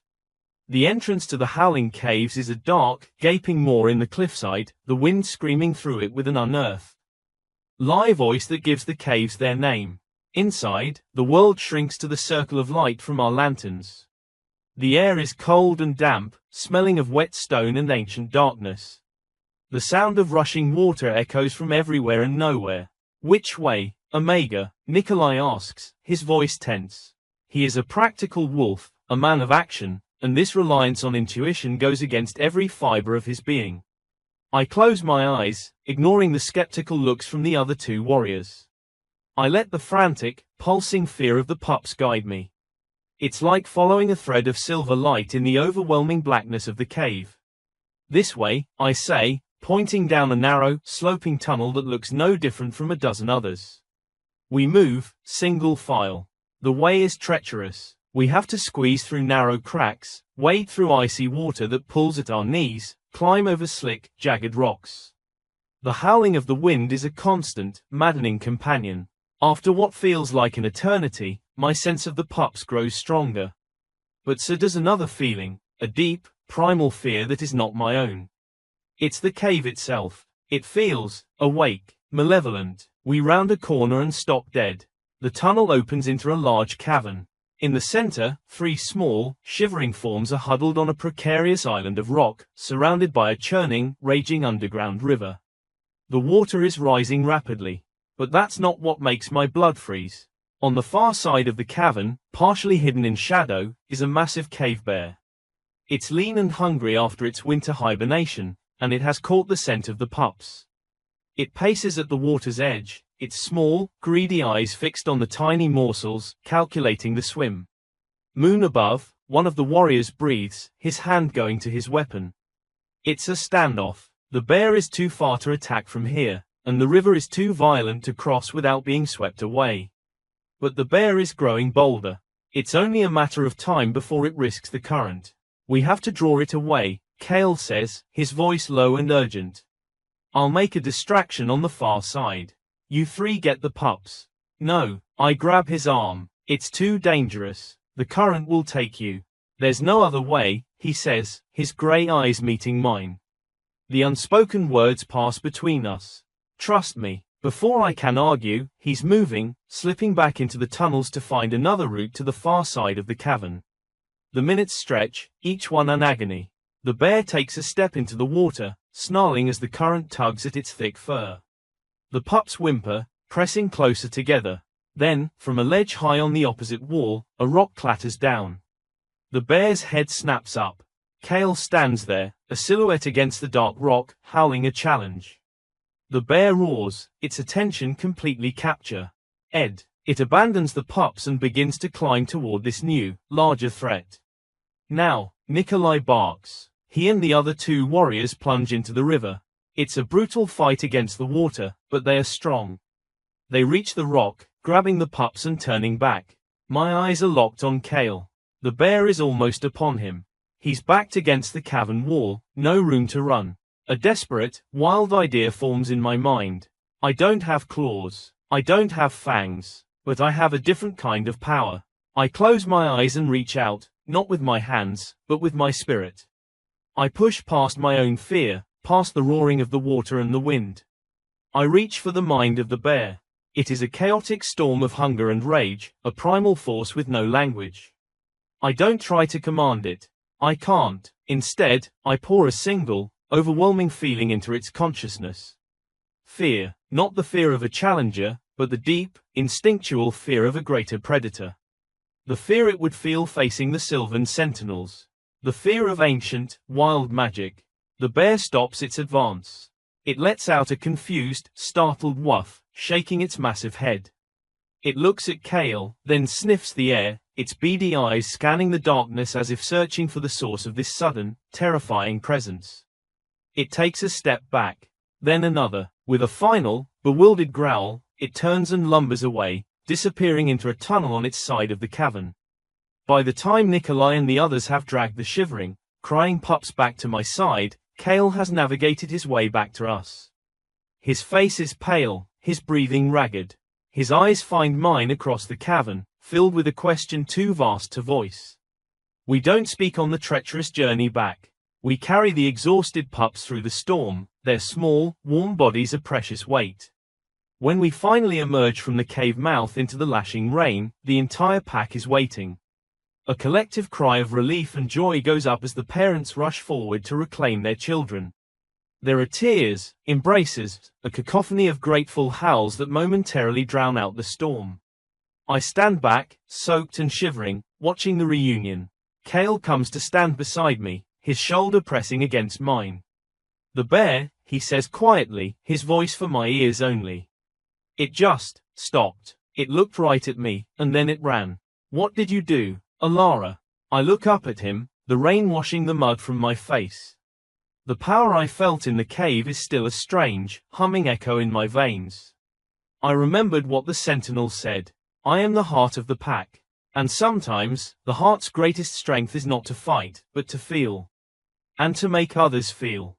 He doesn't understand, not fully. But he doesn't need to. He trusts me. As the pack celebrates, I see Liana standing apart, her face a cold, unreadable mask in the rain. She watches the joyful scene, her eyes lingering on me and Kale. She didn't want this. She didn't want a victory. She wanted a tragedy to prove me wrong. But she has failed. Today, the Omega did not bring chaos. The Omega brought 3 children home. And for the first time, as the pack howls its gratitude to the storm-racked sky, I feel a shift. The tide of resentment is still there, but it has met an unmovable shore. My shore. Chapter 10. The tides turn. The rescue of the pups is a turning point. It's as if a fever has broken. The sullen silence that followed Jax's exile begins to thaw, replaced by a cautious, bewildered gratitude. I am no longer just the strange Omega who talks to ancient wolves and causes trouble. I am the one who felt 3 tiny heartbeats in the dark and led warriors through a labyrinth to bring them home. The change is subtle at first. A nod from a beta who used to look through me. A bowl of stew from Marta that is actually full, with an extra piece of meat. Anya, the young healer, starts leaving small bundles of useful herbs at my door, comfrey for bruises, lavender for sleep. They are silent offerings, but they speak volumes. My mentorship program swells from 3 to 10, then 15. It's not just the quiet ones anymore. A few of the more confident teenagers, curious about the Omega who stared down a cave bear, start showing up. I don't just teach them about tracking and herbs. I teach them about the pack's history, the old stories Maeve has shared with me. I teach them that strength is more than muscle. It is the courage to be different, the resilience to stand back up, the loyalty to protect the smallest among us. Kale and I fall into a rhythm. Our days are a whirlwind of council meetings, patrol planning, and my sessions with the young. But our evenings are ours. Sometimes we sit in comfortable silence in my room, him sharpening weapons while I study the ancient texts Maeve has lent me. Other times, we talk for hours, our voices low. He tells me about his childhood, his own struggles to live up to the rigid expectations of an enforcer. I tell him about my grandmother, about the loneliness that was my constant companion. The golden thread between us winds tighter, stronger, becoming the central chord of my new life. One evening, as we walk the perimeter of the main compound, we come across a group of younger pups play fighting. One of them, a small, scrappy thing named Fen, gets pinned by a larger pup. Instead of yielding, he snarls and lashes out, his small teeth drawing a bead of blood. The larger pup yelps, and Fen scrambles away, his little chest heaving with defiant anger. "He's too aggressive," Kale murmurs, his enforcer's mind already categorizing a potential future problem. "No," I say, softly, watching Fen. "He's scared. He's the smallest of his litter. He thinks he has to fight for everything, or he'll get nothing." I can feel the pup's turbulent emotions, fear, frustration, a desperate need to prove he's not weak. I walk over and kneel a few feet from him. He eyes me warily, still bristling. "You're a fierce little warrior, Fen," I say, my voice calm and non-threatening. "But a true warrior knows when to fight and when to be smart. Your speed is your gift. That big, slow oaf could never catch you. Why let him pin you? Fen blinks, his aggressive posture softening slightly. He'd never thought of it that way. The other pups gather around, listening. I spend the next hour with them, turning their chaotic play into a game of strategy and stealth. I teach Fen how to use his size to his advantage, to be clever instead of just angry. By the end, he's laughing, outmaneuvering the bigger pups with gleeful cunning. As I stand to leave, Fen runs up and, in a sudden, impulsive gesture, presses a smooth, pretty stone into my hand before darting away. It's a child's treasure, given freely. I look down at the stone in my palm, and my throat tightens. This small, simple gift feels like a greater victory than any council decree. You see them, Kale says quietly, coming to stand beside me. Not what they are supposed to be, but what they could be. It's what we all could be, I reply, closing my fingers around the stone. But the turning tide does not wash away all the old debris. Liana's influence, while diminished, has not vanished. She has simply grown more subtle, more clever. She no longer openly opposes my suggestions in council. Instead, she supports them in a way that sows doubt. When I propose a festival to celebrate the pack's resilience after the cave rescue, she is the first to agree. A wonderful idea, she purrs. It will be so good for morale. We must, of course, be mindful of our resources. We wouldn't want to appear wasteful when our southern border still needs reinforcing. The comment is a masterstroke. It paints me as frivolous and diverts attention to a perceived weakness in Kale's patrols. The festival is approved, but the discussion is tainted with an undercurrent of anxiety about the borders. She is a master of the poisoned compliment, the concerned question that implies incompetence. I learn to anticipate her moves, to counter with a calm clarity that frustrates her. Our battles are now fought with smiles and carefully chosen words in the council lodge, a far cry from the wolfsbane and clawed threats of before. One afternoon, Elder Maeve finds me in the archives, surrounded by scrolls. She watches me for a long moment, a faint smile on her wrinkled face. You are learning the second half of an Omega's role, she says. He first is to feel the pack's heart. The second is to learn how to speak to its mind. You are becoming a diplomat, Alara. A leader. Her praise warms me, but a cold knot of anxiety remains in my stomach. The trial period is almost over. The full moon is in 3 days' time. The council will then vote on whether to make the triad permanent. Everything I have worked for, everything we have suffered for, comes down to a single vote. The gratitude for the rescued pups is a powerful currency, but is it enough to buy a new future? Or will old loyalties, old fears, and Liana's subtle poison win the day? The pack is healing, but it is still fractured. I have supporters now, yes. But I also have enemies who have simply learned to hide their claws. The tide has turned, but the shore ahead is still shrouded in fog. In 3 days, we will see if it leads to a new beginning, or if we will be pulled back into the old, familiar darkness. Chapter 11. The scars we mend. The victory in the Ironwood was a turning point, but the true test of the crown began in its aftermath. The palace dungeons, once a place of grim silence, now held the captured rebel leaders. But it was the 24 surrendered conscripts, housed in a guarded but clean barracks near the palace, who became the focus of Alara's days. The war was over, the healing had to begin.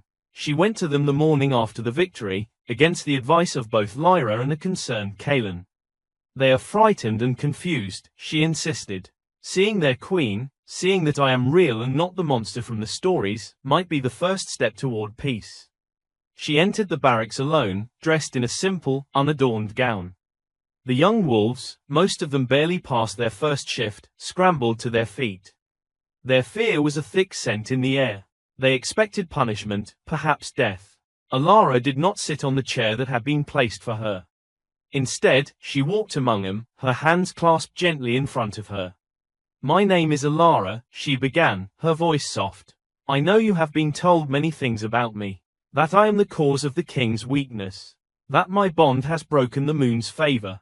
She paused, meeting the eyes of a young she-wolf who couldn't have been more than 16. I was born an Omega in the Stonefall pack. I know what it is to feel powerless. To be told you have no value. A few of them looked up, their expressions shifting from fear to shock. The queen was confessing her own low status. I was rejected by my fated mate because I had no political power to offer him. The admission hung in the air, stark and honest. I know the pain of being cast aside.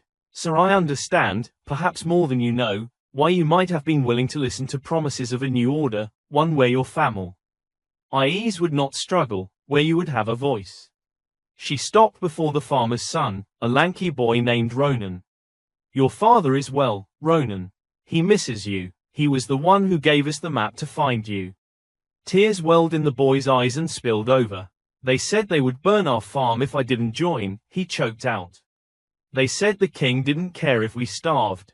I know, Alara said, her voice filled with a profound empathy. And for that, the king and I are deeply sorry. The laws that hurt your village have been repealed.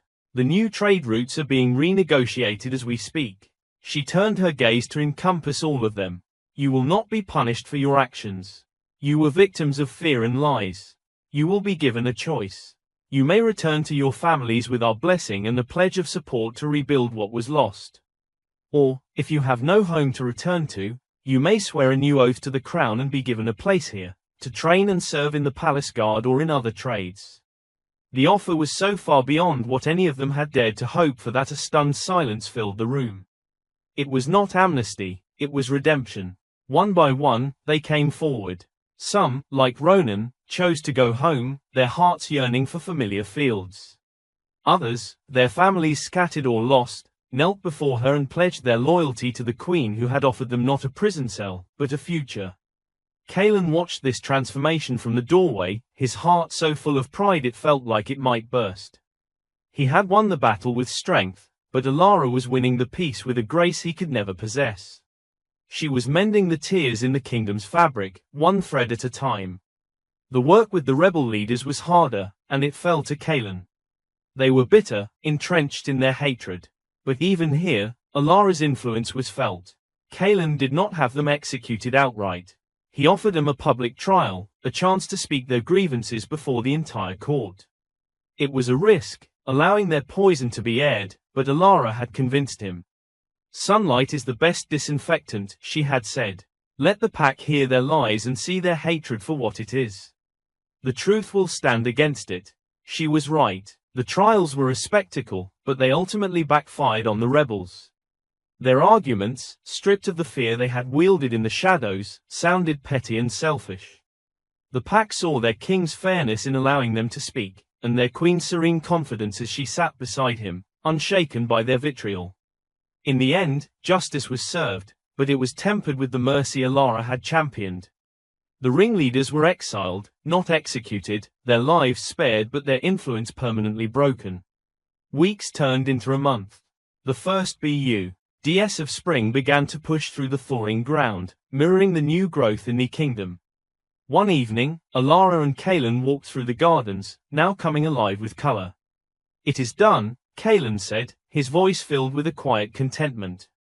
The rebellion is over. The kingdom is united in a way I have not seen in my entire reign. He stopped and turned to her, taking both her hands in his. This is your doing, Alara. Your compassion was not a weakness to be protected. It was the missing piece, the cornerstone this throne needed. You saw the people where I saw only subjects. You saw wounds where I saw only disobedience. Alara looked around at the peaceful garden, at the palace that was now truly her home, at the man who was her partner in every sense of the word. The scars of the past, both his from the ambush and hers from the rejection, had not vanished. But they had healed, becoming not marks of shame, but reminders of the strength it had taken to overcome. The scars are still there, she murmured, but they no longer hurt. They remind us of what we survived, together. Kaelan smiled, a true, easy smile that reached his eyes. Together, he agreed, always. In the quiet of the twilight, with the first stars appearing overhead, the Alpha King and his Omega Queen stood hand in hand, their bond a quiet, steady flame. They had faced down shadows and whispers, and they had emerged not just victorious, but whole. The mending was complete, and the future stretched before them, bright and full of promise. Chapter 12. The echoing howl. Victory is a strange, hollow sound. The council's verdict should feel like a triumphant howl, but it echoes in my chest with the faint, metallic ring of a challenge bell. The formal establishment of the triad changes everything, and yet, it changes nothing about the deep, festering wounds in the pack. Liana's defeat has not broken her. It has forged her into something harder, sharper. She no longer attends council meetings with a smile. She sits in stony silence, a statue of cold disapproval, her presence a constant, chilling reminder of the opposition that simmers just beneath the surface of our newfound unity. Her followers, those who voted nay, now move through the pack grounds with a sullen, wounded pride.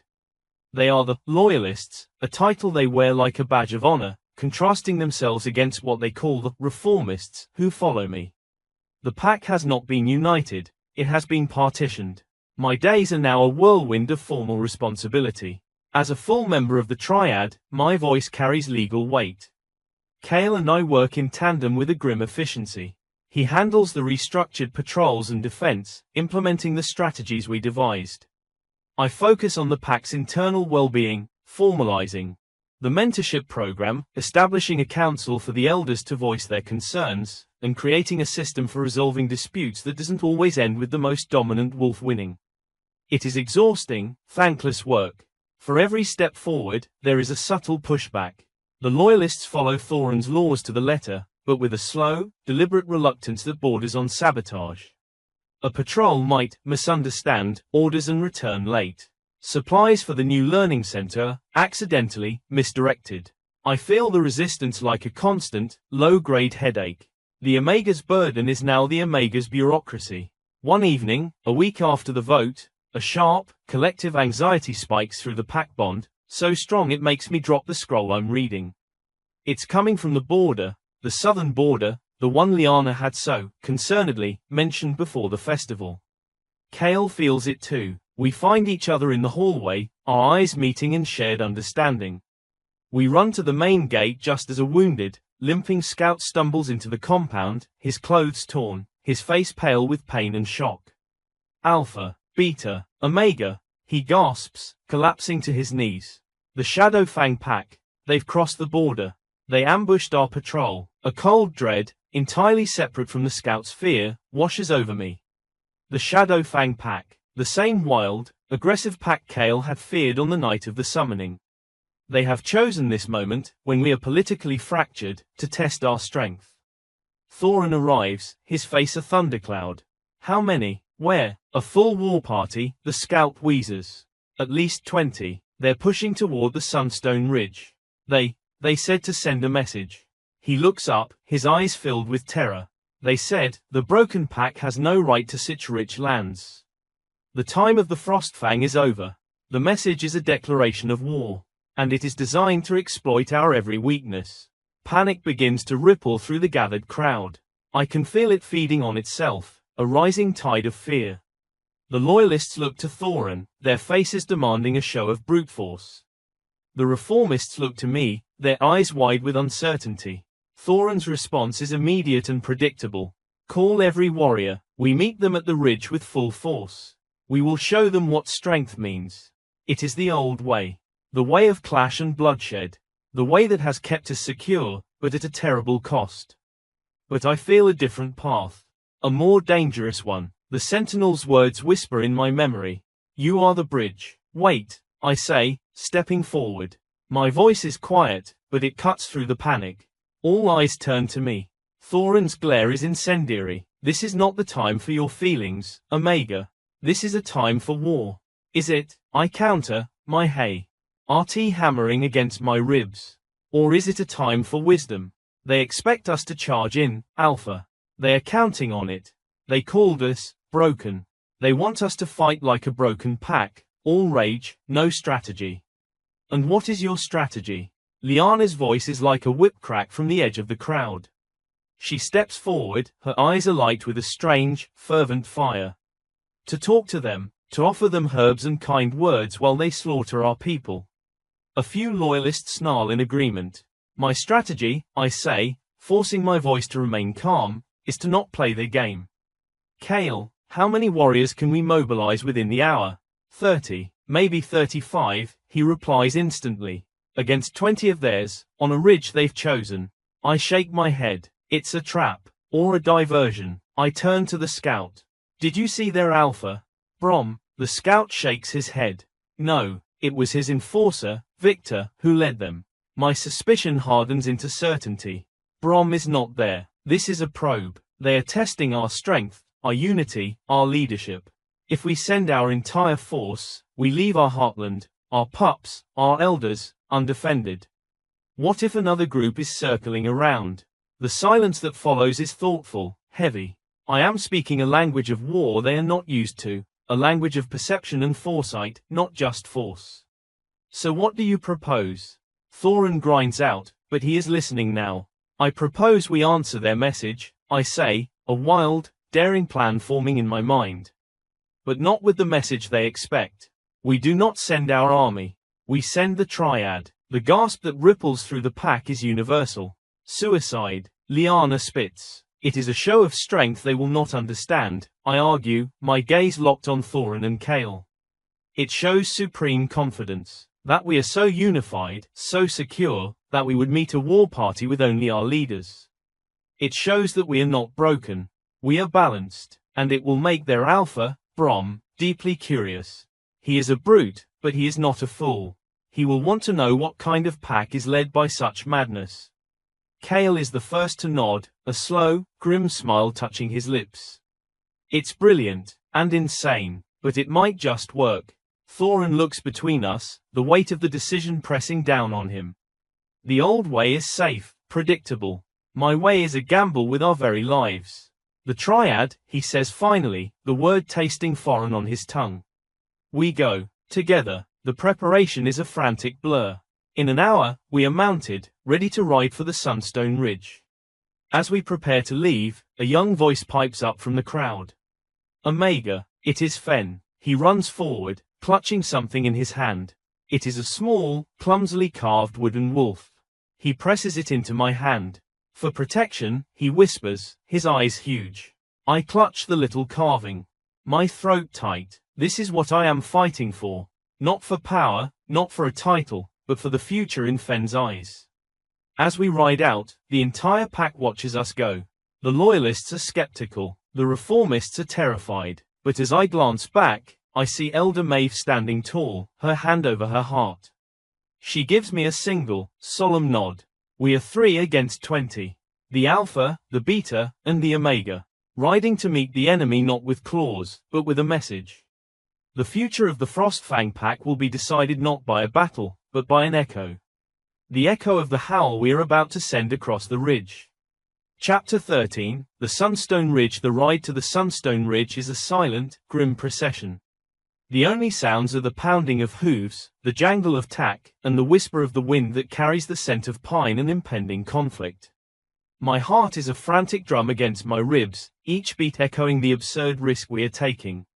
3 leaders against a war party. It feels less like a strategy and more like a spectacularly noble suicide. Thorin rides with his jaw clenched, a monument to simmering rage and doubt. He is a creature of action, and this passive-aggressive diplomacy is an anathema to his every instinct. Kale, beside me, is a study in focused calm, but I can feel the tension coiled in him, a spring ready to be released. His eyes constantly scan the terrain, calculating, assessing. He is the bridge, the practical mind between Thorin's fury and my faith, my madness. We crest a final hill, and the Sunstone Ridge sprawls before us. It's a stark, beautiful, and brutal place, a long spine of pale, weathered rock thrusting from the earth, dotted with stunted, wind-twisted trees. And there, positioned at the narrowest point of the pass, are the Shadowfang wolves. 20 of them, just as the scout said. They are a stark contrast to our own pack. Where Frostfang wolves have coats of silver, grey, and white, these are shades of soot, charcoal, and dried blood. They are leaner, rangier, their eyes holding a feral hunger that speaks of a harder life in a less forgiving territory. Their enforcer, Victor, stands at their head. He is almost as large as Thorin, with a jagged scar running from his brow to his jaw, pulling his lip into a permanent sneer. As we approach, halting our horses a stone's throw away, a wave of mocking laughter ripples through the Shadowfang ranks. What is this? Victor's voice is a gravelly bark, dripping with contempt. A delegation? Have you come to surrender, Frostfang? Did you bring your Omega to plead for mercy? His yellowed eyes rake over me, and I feel a wave of predatory interest that makes my skin crawl. Thorin dismounts, his movement fluid and powerful. Kale and I follow suit. We stand together, a united front. We see. Am to hear the words of your alpha, Thorin's voice booms, ignoring the taunt. But I see he sends his dog to do his howling. Where is Brom? Victor's sneer falters for a second, thrown by our calm, by our lack of an army. The alpha does not waste his time on broken packs. He sent me to deliver a message. Your territory is ripe for the taking. Your pack is weak, led by sentiment and an Omega. He spits on the ground. We will take what is ours. This is the moment, the gamble. I step forward, just half a pace, drawing every eye. The pendant against my chest feels warm, not with magic, but with the heat of my own defiance. Your message is received, Enforcer Victor, I say, my voice clear and carrying, without a trace of the fear churning in my gut. But you are mistaken. The Frostfang pack has never been stronger. He laughs, a harsh, ugly sound. You call this strength? 3 of you against my warriors. We call it unity, Kale states, his voice like chilled steel. We call it confidence. We do not need to hide behind our entire army to deliver a message. Our strength is not just in our numbers, but in our will. And our will is unbroken. I can feel the confusion emanating from the Shadowfang wolves. This is not following the script. They expected a defiant charge or cowering submission.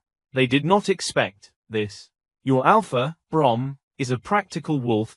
I continue, pressing the advantage of their confusion. I am reading him now, not with my Omega gift, but with simple observation. They are aggressive, but they are not stupid. They are waiting for a signal from Victor, who is himself unsettled.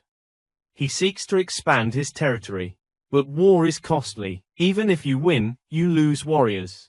You create lasting enemies. There is another way. Victor's eyes narrow. What way? The old way, I say, the words of the sentinel echoing in my mind. The way of balance, of trade, of shared hunting rights in the buffer lands. The Frostfang pack is changing. We are remembering the old covenants.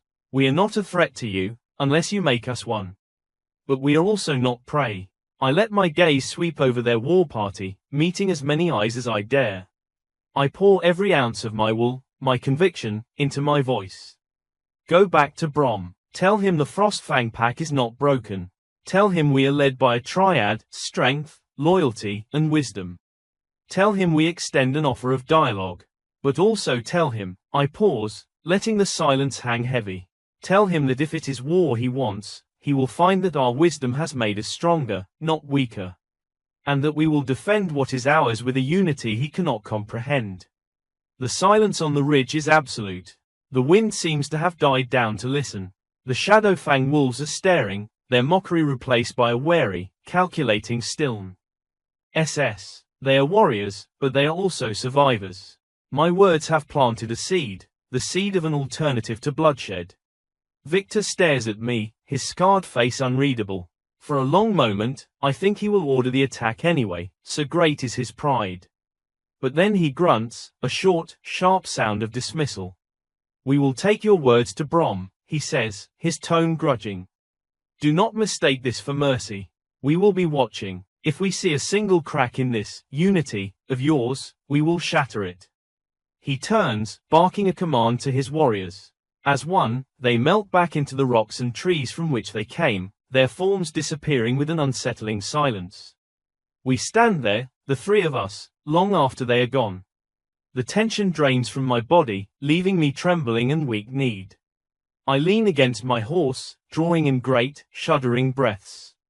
Thorin turns to me, his expression a complex storm of relief, resentment, and something that might, for the first time, be respect. You have the courage of a madwoman, Omega, he grunts. It was a foolish risk. But it worked, Kale says, his voice filled with a fierce, proud warmth. He comes to my side, his hand resting on my shoulder, a steadying, solid weight. They didn't just see 3 leaders. They saw a new kind of power. They're confused, and the confused enemy is an enemy that hesitates. We mount up and ride back toward home. The journey is quieter, the air lighter. We have not won a war, but we have perhaps, just perhaps, prevented one. We have shown a different face of strength to our enemies, a face of unity and unnerving confidence. As the pack compound comes into view, the waiting crowd is silent, their faces etched with anxiety. They see only 3 riders returning, unharmed. They do not see the 20 warriors who retreated. Thorin halts his horse before them. He doesn't look at me or Kale. He addresses his pack. The Shadowfang pack has withdrawn, he announces, his voice strong and sure. They carried our message back to their alpha. The Triad has spoken for the Frostfang pack. And we have been heard. A single, unified howl of relief and triumph rises from the crowd, shattering the tense silence. It is a sound of pure, unadulterated joy. In that moment, the partitions of loyalist and reformist seem to vanish. They are simply pack. I look at Kale, and he meets my gaze, a slow, triumphant smile spreading across his face. We did it, not with claws, but with wisdom. Not with an army, but with an idea. The echo of our howl on the Sunstone Ridge will travel far. And for the first time, I truly believe that the balance we are building is not a weakness, but the greatest strength of all. Chapter 14, The Cracks in the Ice. The triumph of the Sunstone Ridge is a fragile thing, a beautiful, intricate frost pattern that melts at the first touch of the morning sun. For a few days, the pack breathes easier. The story of the Triad facing down the Shadowfang war party becomes a legend in the making, told and retold around the evening fires. My status shifts from a controversial figure to something approaching a living myth. The children, especially, look at me with wide, awestruck eyes. But legends are cold comfort against the slow, grinding reality of leadership. The immediate external threat is gone, but the internal fissures remain, and Lyanna is a master of finding the cracks and driving in her icy wedges. She has abandoned the council meetings entirely now, claiming a mysterious, lingering ailment. But her absence is more powerful than her presence ever was. It is a silent, potent accusation. She is the ghost at our feast, the unspoken nay in every decision we make. Her influence works through whispers in the dark, through the loyalists who now move with a sense of martyrdom, believing they are the last bastions of the true Frostfang way. The conflict comes to a head over a seemingly minor issue, the harvest. The early autumn harvest is bountiful, better than it has been in years. It should be a time of celebration and preparation for the coming winter. As part of the new balance, Kale and I propose a new system for its distribution.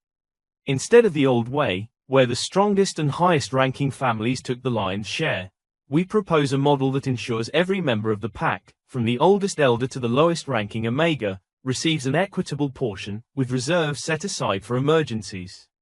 It is a system built on the principle that a pack is only as strong as its weakest member. It is the very heart of the covenant we are trying to restore.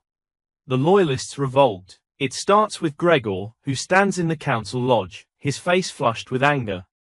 This is an insult. My warriors work the hardest, patrol the farthest, face the greatest dangers.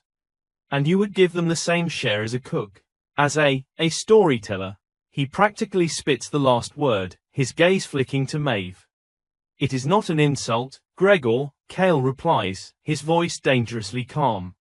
It is an investment. A well-fed cook prepares meals that strengthen your warriors. A respected storyteller preserves the history that gives them a reason to fight. A pack is an ecosystem, not a pyramid. But the logic falls on deaf ears. The argument spills out of the council lodge and into the pack grounds. For the first time since the Triad was established, voices are raised in open, angry debate. The reformists argue for community and shared responsibility. The loyalists shout about merit, strength, and the erosion of tradition. I feel the discord like a physical sickness. It's a you're churning tumult in the pack bond, a headache that pounds behind my eyes. This is what Lyanna wanted. She wanted the pack divided not along the lines of her external threat, but along the lines of my policies. She has forced us to fight the battle on her terms, in the muddy, complicated arena of resource allocation. The tension reaches a boiling point 2 days later at the granary. A group of loyalist warriors, led by Gregor, arrives as the distributions are beginning. They demand the rightful, larger share. The beta in charge of the distribution, a quiet, fair-minded wolf named Evander, refuses. I follow the triad's decree, he says, his voice firm though I can feel his fear. Gregor shoves him. The triad does not overrule pack law. Strength is rewarded. That is the law. A scuffle breaks out. It's not a full-fledged fight, not yet, but it's a line that has been crossed. The sanctity of the triad's authority has been physically challenged. Kale and I arrive as the crowd is pulling the two apart. The air is thick with anger and the metallic scent of aggression. This ends now. Thorin's voice roars as he storms onto the scene. He looks older, wearier than I have ever seen him, the burden of a fractured pack heavy on his broad shoulders. He looks from Gregor's defiant face to mine. My study, now, all of you. In the tense silence of Thorin's study, the battle lines are drawn. Gregor, unrepentant, repeats his arguments. I stand my ground, explaining the long-term wisdom of an equitable system. Thorin listens, his head in his hands. He is trapped between the howling past and the uncertain future, between the mate he loves and the covenant he knows, in his heart, is right. The old ways kept us alive, he says finally, his voice ragged. And they are killing our spirit, I counter softly. This conflict, this greed, this is the sickness I was called to heal, Alpha. A pack that fights over food while their enemies watch from the borders is a pack already dying. The truth of my words hangs in the air. Thorin knows it, Gregor knows it, though his pride would never let him admit it. A soft knock sounds at the door. It is Elder Maeve. She does not wait for an invitation. She enters, her wise eyes taking in the scene of stalemate and despair. I have been reading the oldest laws, she says, her voice like the rustle of ancient pages. The very first laws, from the time of the first Alpha. She looks at Thorin. The very first decree was not about rewarding strength, my Alpha. It was about ensuring that no pup went to bed hungry. It was about the duty of the strong to provide for the weak. That was the foundation. Everything else was built upon it. She turns her gaze to Gregor. You speak of the old ways, Beta.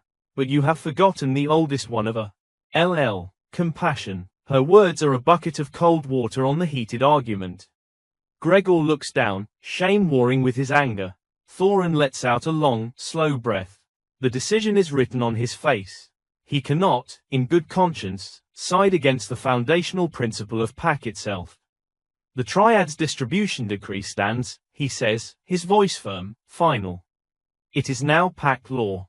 Anyone who challenges it challenges my authority directly. He looks at Gregor, his eyes hard. Do you understand? Gregor gives a stiff, reluctant nod.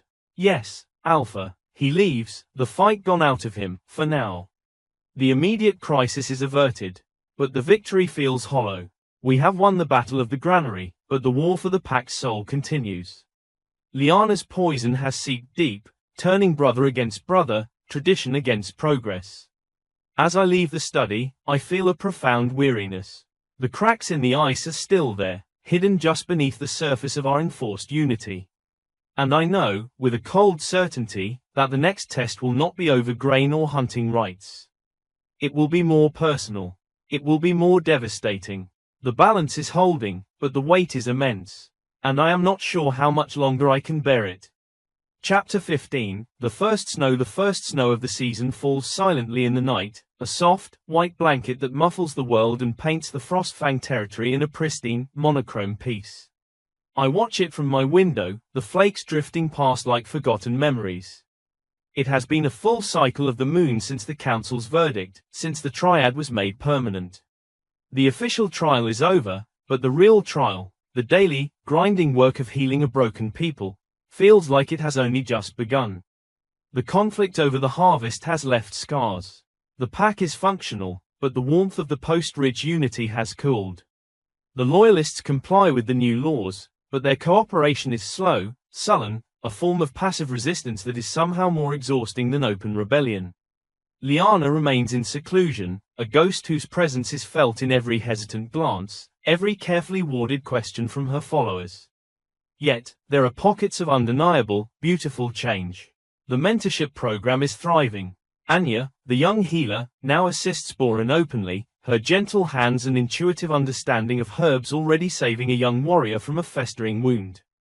Kalen, the boy Gregor bullied, has become a clever, swift scout, using his small size to navigate places the larger warriors cannot. He brought me another stone yesterday, this one striped like a badger's back. And then there is Kale.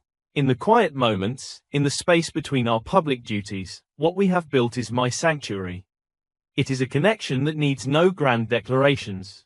It is in the way he brings me a warm drink after a long council meeting, the way our shoulders brush as we walk, the way a single look from him can steady my frayed nerves. The golden thread is no longer a fragile tether, it is a cable of woven steel, the strongest thing in my life. On this first snowy morning, the pack gathers for a new ritual, one I instituted, the first snow ceremony. It is not a show of dominance or strength. It is a simple gathering to acknowledge the turning of the season, to give thanks for the harvest, and to reaffirm our bonds before the long winter. We stand in a large circle in the main clearing, young and old, strong and weak, loyalist and reformist. Thorin stands at the northern point of the circle. Kale stands at the southern. And I, the Omega, stand at the eastern point, where the sun rises. The geometry is deliberate, the triad, surrounding and supporting the whole pack. Thorin begins, his voice strong and clear, carrying over the hushed, snow-muffled landscape. He speaks of the pack's history, of the strength of our ancestors, of the challenges we have faced and overcome. It is a traditional speech, but for the first time, it lacks its former edge of pure aggression. There is a note of reflection. Then it is Kale's turn. He speaks of loyalty, not the blind loyalty to an alpha, but the active, chosen loyalty to one another. The loyalty of the warrior to the cook who feeds him, of the hunter to the elder who taught him, of the beater who bridges the gap between strength and wisdom. His words are practical, grounded, and they resonate with the pack's core sense of honor. All eyes then turn to me. The snow falls gently on my hair and shoulders. I look out at the faces of my pack. I see the doubters, the believers, the wounded, the hopeful. I feel their collective emotion, a swirling mix of anxiety, pride, caution, and a fragile, tentative hope. I do not speak of power or strategy. I speak of the heart. The first snow reminds us that endings are also beginnings, I say, my voice soft but carrying to every ear. It covers the scars of the past year, giving us a clean slate. It asks us to be still, to listen, to remember what is truly important. I let my gaze sweep over them. We have been through fire this year. We have faced poison, and fear, and the threat of war. We have argued, and we have struggled. But we are still here. We are still a pack. I touch the pendant at my throat, feeling its familiar, comforting weight. The Sylvan Sentinels did not come to me because I was powerful. They came because our pack's heart was failing. They came because we had forgotten that a body cannot live with a stilled heart. My role is not to rule you. It is to remind you. To feel with you. To help this pack's heart beat strong and true. Again, I see tears in the eyes of some of the mothers. I see thoughtful nods from some of the warriors. I see Gregor, his arms crossed, but he is listening, his brow furrowed not in anger, but in contemplation. This winter, let us not just be a pack that survives, I conclude, my voice swelling with a passion that comes from the deepest, most truthful part of me. Let us be a pack that thrives. Let our strength be in our unity. Let our loyalty be to each other's well-being. And let our wisdom guide us to a future where no wolf among us has to howl alone in the cold. I raise my face to the falling snow, and I howl. It is not the commanding howl of an alpha, nor the strategic howl of a beta. It is the pure, clear, resonant howl of the heart. A howl of belonging, of hope, of a love so vast it encompasses every single soul in the circle. For a heartbeat, there is silence. Then, Thorin tilts his head back and answers, his deep bass howl joining mine. A second later, Kale's strong tenor weaves between ours. And then, one by one, then in groups, then as a single, thunderous chorus, the entire Frostfang pack joins the song. The loyalists, the reformists, the young, the old. Their howls rise together, a complex, beautiful harmony that shakes the snow from the pine branches and echoes against the mountains. It is a sound of healing. It is a sound of acceptance. As the last notes fade into the silent, snow-filled air, I look across the circle at Kale. His eyes are on me, and in them, I see a future. A difficult future, yes, filled with challenges and setbacks. But a future we will build together. The first snow continues to fall, covering the territory in a blanket of peaceful white. The journey is far from over. Liana's shadow still lingers. The Shadow Fang pack still watches. But as I stand with my pack, their unified song still ringing in my soul, I know one thing for certain. The heart of the Frost Fang pack is beating again. And it is strong. Like, subscribe, and comment for part 2.